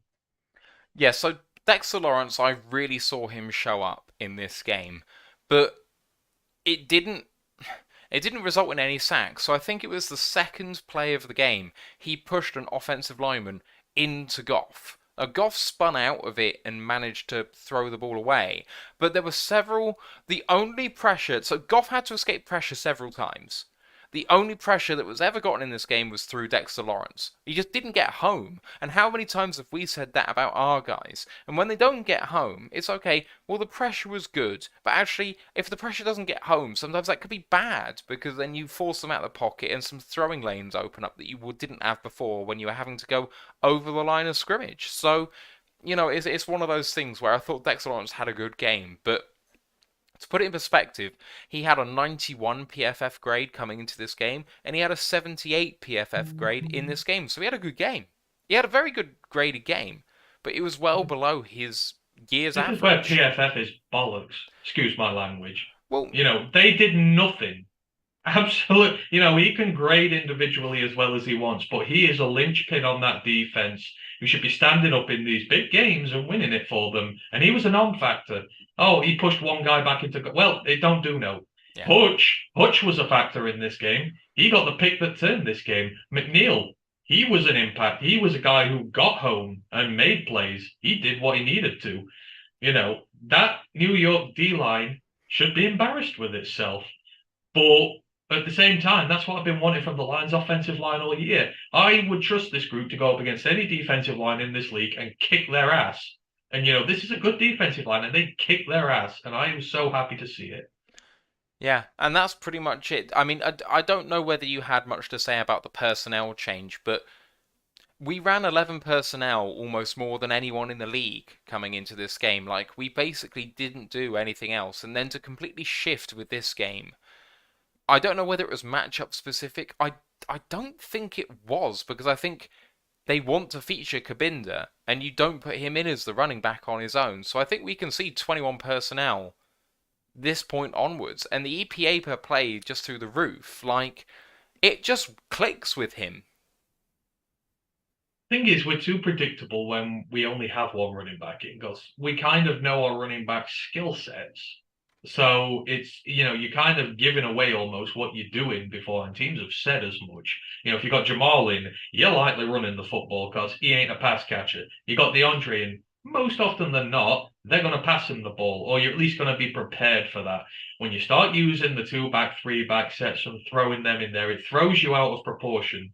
They targeted Kabinda twice and he dropped them, but then a team's like, so if they got the fullback in, we may commit and sell out against the run, and then that fullback's going to get in behind us and make yards, especially a team like New York, whose linebackers are garbage. Amon-Ra feasted off them all day.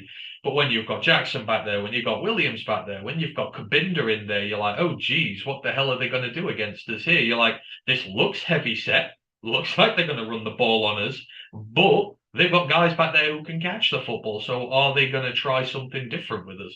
And we've seen that on the goal line in recent. Last week, we saw that we were at the 1-2 yard line. We were throwing the ball into the end zone. This week, we went back to the traditional rushing the ball, but that's because they understood the threat that we posed. They thought, oh, hang on, they ain't just a run-heavy team who've got to run it all the time. They might actually throw the ball on us as well. So it puts the defense in all sorts of a quandary when you start bringing in these different schemes. And again, I think it's the coaching staff evolving. I think they maybe have been a bit too conservative when it comes to some of these aspects, and playing it, changing it up a little bit.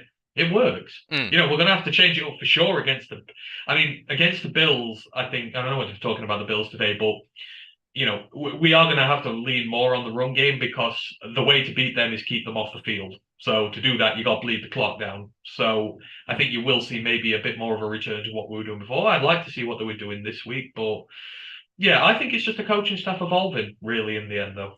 And talking about the coaching staff, we talked about it being a complete game performance-wise on offense and defense, but I think it will go overlooked how much the coaching staff had a point for that. I think in terms of how the game was called on offense and defense, from a coordinator perspective, Ben Johnson, start of the second half, didn't go in the tank, didn't go defensive. Even when we were up in this game, it was put the foot on the throat mentality, the defense.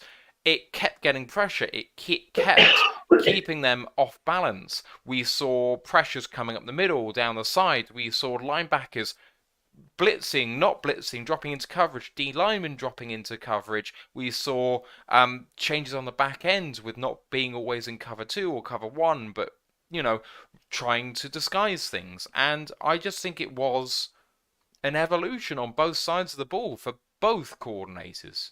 I'm not saying that it is anything more than one well-called game. They've got to back it up consistently. But this was the first sign I've seen that they get it.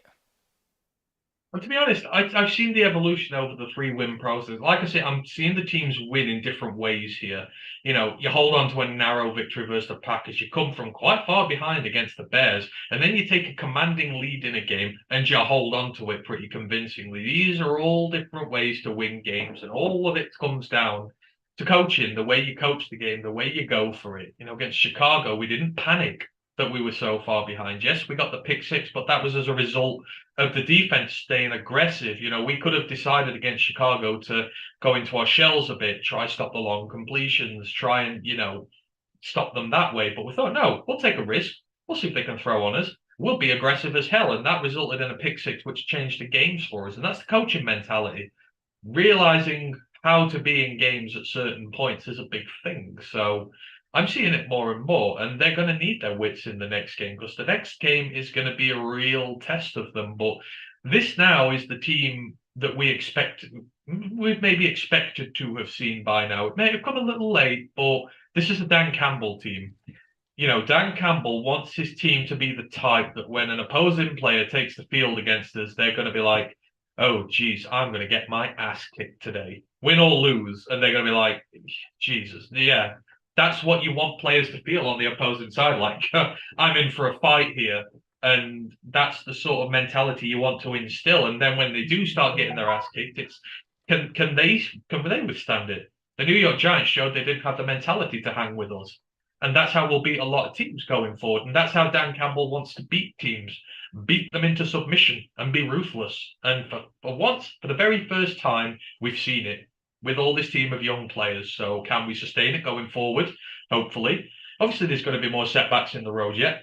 Everything ain't just going to go perfect right away. We're probably going to have games this season where we come on a Monday, not dressed up and glitzed up for a victory Monday, and we're like, geez, what the hell happened there? But it's all part of the process of building your team young. There are going to be more downs than ups, but when the ups come, they're going to be much better than all the crap you have to deal with.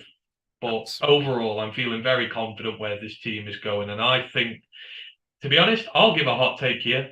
I think the Buffalo Bills would rather play the Kansas City Chiefs than us this week because they have everything to lose in this one. And again, we have nothing.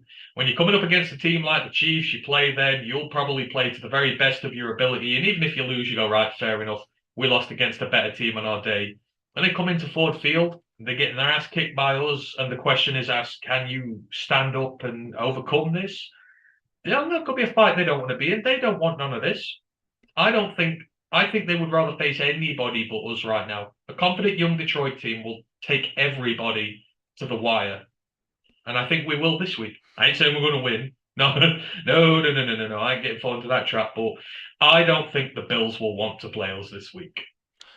So Pat Man has a comment saying it's a long time since we've had someone like Jamaal this year. Stafford had to find all ways and tricks to score in the red zone. Just giving the ball to Jamaal was not an option.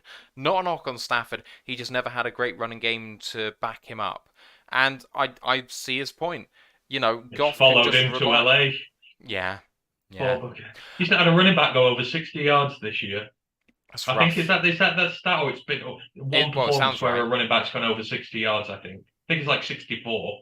He's Cooper Kupp or bust, and now they're both injured. Absolutely. But, yeah, I agree. Jamaal is clutch, and he has played himself into a new contract. I'm going to say that right now. You know, you want players on your football team who care. Dan Campbell himself said he ain't just a leader on the field, he's a leader off it in the locker room. He is the epitome of what New Detroit is. There are standards, and if you don't meet them, they are not good enough. And he will chew your ass off until you get it right and you start winning games. But the great part about what he's doing is he's now leading by example.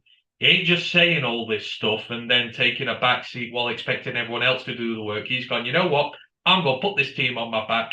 I'm going to push us forward. And we need more veterans like him on this team. You don't let them walk because guys like him have been so few and far. How many times over the years have we bitched about veterans coming here to pick up a paycheck?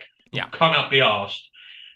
It is so rare to get someone like him on this team. If he carries on playing like he is and carries on contributing, you give him a nice contract next year as well. You don't try and lowball him and keep him here. You give him what he's worth. You heard what he said in Hard Knocks, or even before that.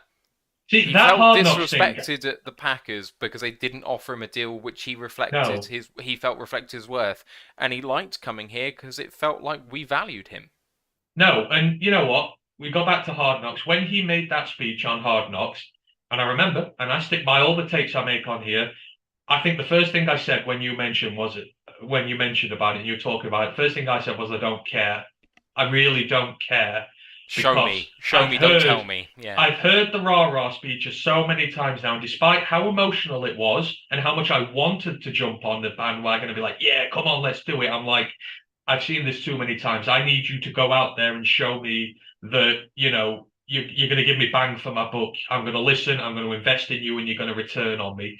Jamaal has gone out and done that. So that speech on Hard Knocks now means so much more in context when you see how well he has played. And like I say, I will stand by my comments. I didn't care about that speech when he made it because I had not seen this. Now I've seen this, how much he is grinding for this team, how well he is doing for this team. That suddenly means something now. So the next time a rah-rah speech comes out of Jamaal Williams' mouth and he's telling us to invest in this team and where we're going, etc., I'm going to listen and I'm going to invest in it because I believe him.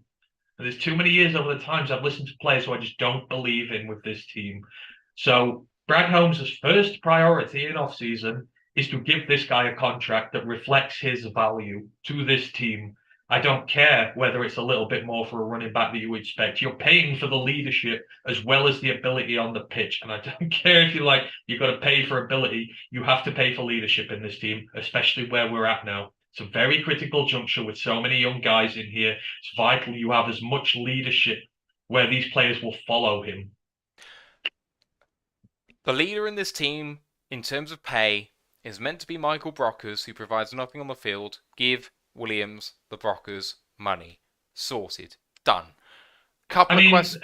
I wouldn't give him 10 mil. I'd probably be talking like 6-7 million here. Oh yeah, no. I don't mean in full. I just mean a portion of it. So, but yeah, I think his deal's going to be about 2 years, 10 million. He's on 2 years 8 at the moment. 2 years 10, 2 years 11 will kind of represent an uptick for him.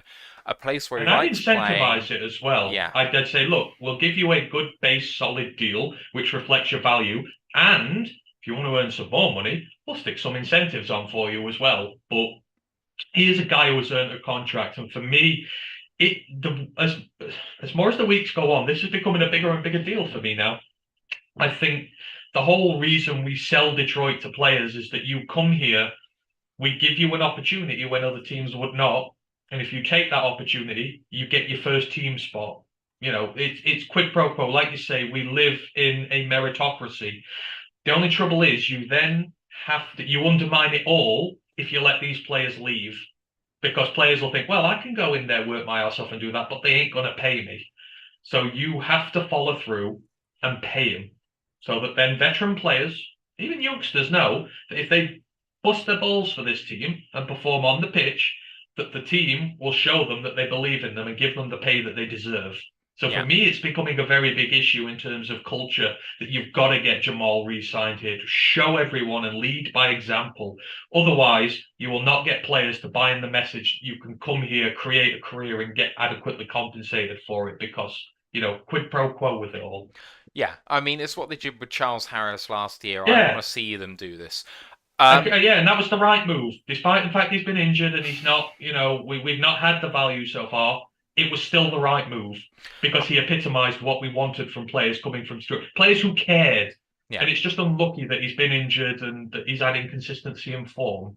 But that shouldn't put you off doing it with Jamaal as well. I'm not saying we're getting into the playoffs at all, but I'm just saying I've said consistently I think 8 and 9 gets in. At 4 and 6, we need 4 more wins from the last 8 games.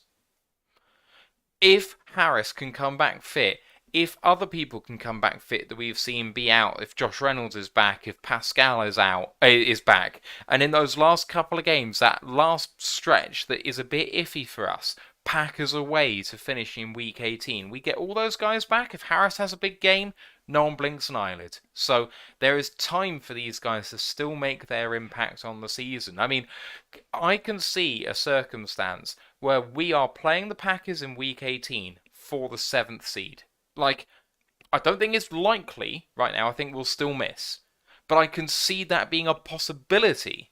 And with all the guys that we've got on IR who are not out for the season, they're just a bit banged up. They're all going to come back. Give them a couple of weeks to acclimatise. They can still make their mark. Got a few questions from the chats here before we sign off because we've been going a little while. Just going to quick fire them to you and then we'll get out of Dodge. John Ball says, will they use Swift more Thursday? No, and they shouldn't. Fan Man says, thoughts on Rodrigo versus Barnes moving forward? I'm assuming, and this is relative to someone else's comment in the Twitch chat, but Barnes, his play has improved, and Rodrigo, from his early, really good start, which was unexpected, has regressed a little bit. Barnes is probably now playing better than Rodrigo is. Do you think that is going to shift the balance for them, or do you think Rodrigo is still the starter at the minute? I think we've got 2 very talented young linebackers who we should play regardless. I think let's not get... I mean, Malcolm Rodriguez is a 6th-round pick. He is going to have pitfalls in his career. It was never going to be smooth sailing all the way to the top to be a reliable starter who has no issues in his career. So you've got to take the rough with the smooth with him. And, you know, he's had injuries. You know, injuries affecting the way he's playing. I like having good young players on my team. With Derek Barnes, when they took him out the team, I said, this could be a good thing. Everyone's going, oh, he's done, he's finished, he's a bust, etc. Sometimes you've just got to take a rookie out the limelight. You've just got to redo them up a little bit. You've got to just train them a little more. Sometimes, I think Barnes was pushed in maybe too early. And I think we suffered because of that. But you've seen Barnes, he's come back, he's progressively getting better. Like you've said, he's making plays. This is whole part of the rookie thing. Sometimes they'll play bad, sometimes they'll play good, but you're starting to see the good with Barnes now, and it'll be the same with Rodrigo. I think he will have parts where you start to doubt it. Was the hype too much? No, the hype wasn't too much. We started the hype as soon as we drafted him, because I could see what he could become as a player. He's got all the attributes he needs to be a good player, but at the same time, he's got a lot to learn. A hell of a lot to learn, and he has the size issues to overcome, and he has, the play speed issues to overcome and stuff like that. But he will be fine. Malcolm will be fine. I'm quite excited for these two. When they are both done developing, I think we're going to have a pair of stud linebackers on our hand. I'm looking forward to them two being together for a long time to come yet. So in the short term, I don't matter who it is. I'm just glad that Barnes is on a rebound because people were starting to worry, but with Rodrigo, I'm not worried at all. Okay, I think there's two more. First one is a draft question. It's a thought experiment. Assume that the Lions they just have a really bad year from here on out. They have their own pick at 6, and the Rams pick is number 5. Stroud, Carter, Anderson, and Young all go top 4. You're picking 5 and 6 back to back. Who would you like to go with? That's a horrible question. Carter, Anderson, and Young. The top 2 QBs and the top 2 defensive linemen have all gone. So I'd go Miles Murphy and Joey Porter. That's who I'd go with. It's such a naff thing though, because a lot of the guys I like are later round one guys. Yeah, me too. I mean, like the two guys I can't stretch to Quentin Johnson at 5. No, I can't. I love him. I love him to death, but I can't stretch to 5. I love Devon Witherspoon. I can't stretch to 5. I can do it later in the first round, but I mean, at that point, I'd take Miles Murphy. I'm not going near Breesy because he's got the ACL injury history, and I don't think he's been that good this year. I might be on an island of one, but I watch a lot of college football, and I ain't impressed. Outside of that, I mean, cornerback's the big need, really. Cornerback's a big need. Linebacker's a big need. There ain't a linebacker at the top of the draft really this year. Trenton Simpson, that's too far to stretch for him again. I mean, wide receiver you need, but again, not loads in the top 10 conversation really. And I'm not going quarterback if those two are gone. I'm drafting KJ Jefferson every day of the week. So that's a very tough one. I would at least like to trade one of them for more picks. I think that would be my answer there. And then outside of that, I'd take Miles Murphy. Although I say that, Breesy is more of a tackle. He plays more on the interior a bit more. And I'm not really sure I want another edge rusher. It's very complicated. Yeah. Guys I like at the minute. I'm not preparing for picks 5 and 6 right now. Doing mid-draft stuff. But there would be a D lineman in there. And there would possibly be a corner. If I wasn't going to get another pick till late on it, I would stretch. I would stretch for Devon Witherspoon. I would do it. He's the best man coverage corner in this draft. By far, Lions need a man coverage corner. I would just go all in on him. All right, last question from Jamie Clark as well. He says, how many of the following teams finish with a worse record than the Rams? So basically, where do you think the Rams pick is going to be? So the teams that are in this or mix are Panthers, Bears, Texans, Raiders, Jags, Broncos. So for me, I think the Rams finish under the Panthers, the Bears, the Raiders, and the Jags. And I think above them will be the Texans and Broncos. I think the Broncos are awful. And the Texans aren't awful, but just don't have the quality. I quite like the Texans as a team. So you're putting our pick at 3? 3. The Texans will pick first overall. After that, I would put. Well, I mean, the Bears might be about to put Justin Fields on season-ending IR. If that happens, they're finished. Oh yeah, They're absolutely, absolutely finished. definitely. But screw the Bears. I don't want them to get a good draft pick. I want them to win a few more and get to 5 or 6 because I want those good D linemen gone. 6 is no good to them because the quarterbacks will be gone. They don't need a quarterback apparently because they've got God there already. They need D linemen and they need them and they need Skoronski. If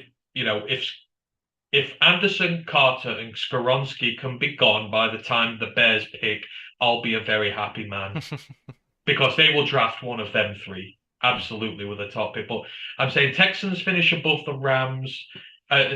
Texans will be picking 1. I think the Panthers will be there. I think the Bears might be there. Raiders, Jags, and Broncos won't be nowhere near. I see more wins in them. So I think the Rams pick, I would think to be 4 or 5 for me personally. All right, I think that's all the questions. If you want more college stuff, I urge you to join us for our double header on Wednesday. College football podcast, probably 6 p.m. UK. We'll have to do it that sort of early time if you can, Ant. 1 p.m. Eastern, that is. And then we'll have... I'm working till 6. 6, okay. Well, whenever you can, we'll have to go back to back. It's going to be a late night on Wednesday, folks. But preview show for Thanksgiving follows the College Football Podcast on Wednesday. A lot we got through today, but thanks to everyone on the chat for contributing all those questions and really good stuff. So College Show, Week 12 in review, Week 13 preview, Rivals Week. It's going to be really fun. And the Bills, can the Lions win that game? I don't know. Practice report is out. It's only estimated, obviously, because no practice happened today for anyone, but the Lions estimate that no practice was had for Evan Brown, Charles Harris, Jeff Okuda, Josh Pascal, Frank Ragnow, Josh Reynolds, and limited Chark, full practice Rodriguez and Swift. They also add Jonah Jackson, no practice with illness, apparently estimated. We don't know really anything about these guys, but that's what I think happened. More on that on Wednesday. Don't forget to follow us on Roar of the Lions UK. We can beat the Bills. Oh. Any given Thursday. Okay. They've lost 3 games. We're a team in form. We're at home. I'm not saying we can, but there's always a way. And this Bills team have lost 3 times, so 3 teams figured out the way to do it, including the Jets. You mad sucker. Roar of the Lions UK, YouTube, Twitch, Facebook, Instagram, Twitter, Facebook group for the fans is Detroit Lions Fans UK and One Pride Worldwide. That's run by Ryan Farden, who went to the game in New Jersey on Sunday, along with our other Ryan McCluskey. They brought the British luck to the Eastern Shore to take the dub. ROTLLionsUK.com is where you find our writer Ash and his preview articles for all these games. Please do go and check them out. Leave some comments below on this video, rate, review, subscribe, 5 stars, all that good stuff. Much appreciated. Otherwise, my thanks to Ant. It's going to be a long week for us, man, but it's a good start. Lions 3-0 in the last 3 weeks. We only got a month left of this, and then it's back to off-season purgatory again. So there we go. 2 months. 2 months. 8 games. 8 games to go. Let's go, Lions. What about the wild card? Let's go, Lions. One Pride. One Pride. Recording stopped. I just need to pop for a relief break. Do you want to stay live for a minute and chat with people? Can do. All right. I'm here. If you've got questions, ask them. In my snazzy shirt, so may as well. I'm dressed up for the occasion. Oh, you want to chat about? Chat away. Oh, I love these Monday streams when we win games. You get to dress up, get to have fun, you get to chat about kicking another team's ass. Oh, absolutely love all this. I'll be wearing a pink Santa hat and shades for you guys Thursday. Well, thank you, Miss Harley Quinn. We really appreciate that. Hopefully we kick the Bills' ass. I saw Jamie asking earlier, do I think we can beat the Bills? Not really, but like me, I'm always an optimistic guy. I always look for the way. There's always a way to win a game. Doesn't matter how bad a team is, how good a team is, there is always a way you can win a game of football. And you can beat the Buffalo Bills. It's just a hell of a lot harder than most of the other games. You have to run the ball very hard. You have to keep Josh Allen on the sidelines. You've got to do what you do against the Giants, really, and against the Bears. Long, sustained drives. You've got to have good play calling because that Bills defense brings the heat in the run game. And when they're pass rushing, you've got to be very ingenuitive. You've got to be clever. But if you're able to sustain those drives, keep Josh Allen off the field, if you're able to get after him, lay some hits on him, make him hurt because he's injured, if you're aggressive, that's how you do it against the Bills. You've got to be aggressive, gamble, and the rewards are limitless, or you get your ass kicked. So, hey ho. Def Hammond goes, and how can I get my paws on a shirt of that quality? I mean, as much as I want to say that this was like a lovely £200 shirt that I went and spent a load of money on, etc., it cost me a tenner from my local Primark. So, hey ho. I love it though. I think it works. There was another shirt that had like it had like prints of cheetahs and stuff on it, which would have looked amazing, but someone picked it up right while I was there, and I thought, I'm not buying what someone else is buying right in front of them. So I went for this, but yeah, if you got Primark over there, go look for it. You'll find it. Detroit versus everybody goes, Anthony, what is your opinion of QB Hooker? Hendon Hooker is the most unlucky man in the entirety of college football. It has been a blessing to watch Tennessee this season. I've had such fun. That offense has just been something different. And for him to tear his ACL 1 week before the season ends, that's going to screw up his draft process. I feel so sorry for him. I like Hendon Hooker as a quarterback. I think he's tough. I think he's gritty. I think he's got the arm strength. He has every characteristic you want for a good NFL quarterback. The only trouble is his age. And people have been harping on his age. I don't think it's that much of an issue myself personally, but this ACL injury changes it. When you've torn that, it's a long rehab process. He might not even be ready for the start of next season. So where does he go in the draft? He was a first round guy in my book. He's now going to slip down into day 2.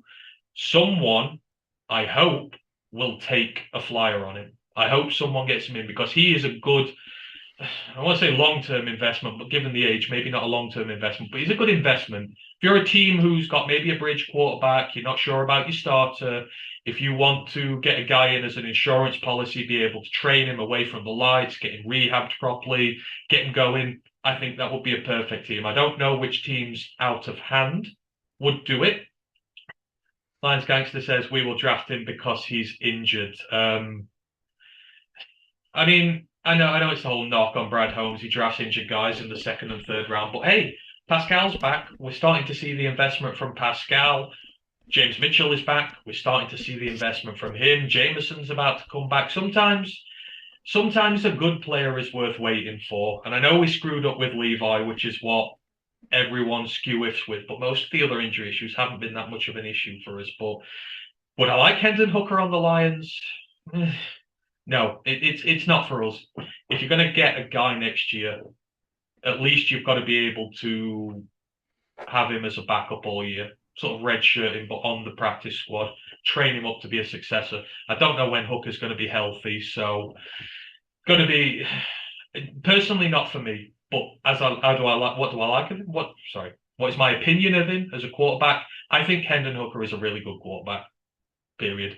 I think just people rag on him because of his age, and it's wrong. Will Levis is about 8 months younger than him, and everybody loves Will Levis, and no one's talking about his age. So it's an older quarterback class. Outside of Young and Stroud, a lot of these quarterbacks are older this year. So if you're going to plump for one who ain't Young or Stroud, odds are you're going to be picking an older guy. So it's going to come with the territory this season. Paul Giroux goes, don't forget the good quarterbacks on the West Coast like Bo Nix of Oregon. Don't need to go after Bryce Young. Hooker in the later rounds is a good deal. If Hendon Hooker falls too far, if he somehow gets into day 3, because no one is interested in this, then I'd spend a pick. I absolutely 100% would. But, I mean, Bo Nix, we have a complicated history with Bo Nix, especially on the college pod. He was never able to fulfill his potential at Auburn, but that Oregon side's been damn good this year, and he has been really good. I don't know where he is draft-wise at the minute. Would I take him? Probably not. But, you don't need to go after Bryce Young. I agree with that entirely.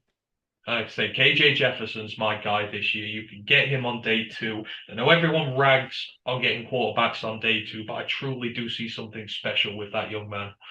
And I think there are a few quarterbacks who are potential starter quality this year who you can get outside of day one. It's all about finding the right guys. There's always a guy who books the trends. No picking outside the first round.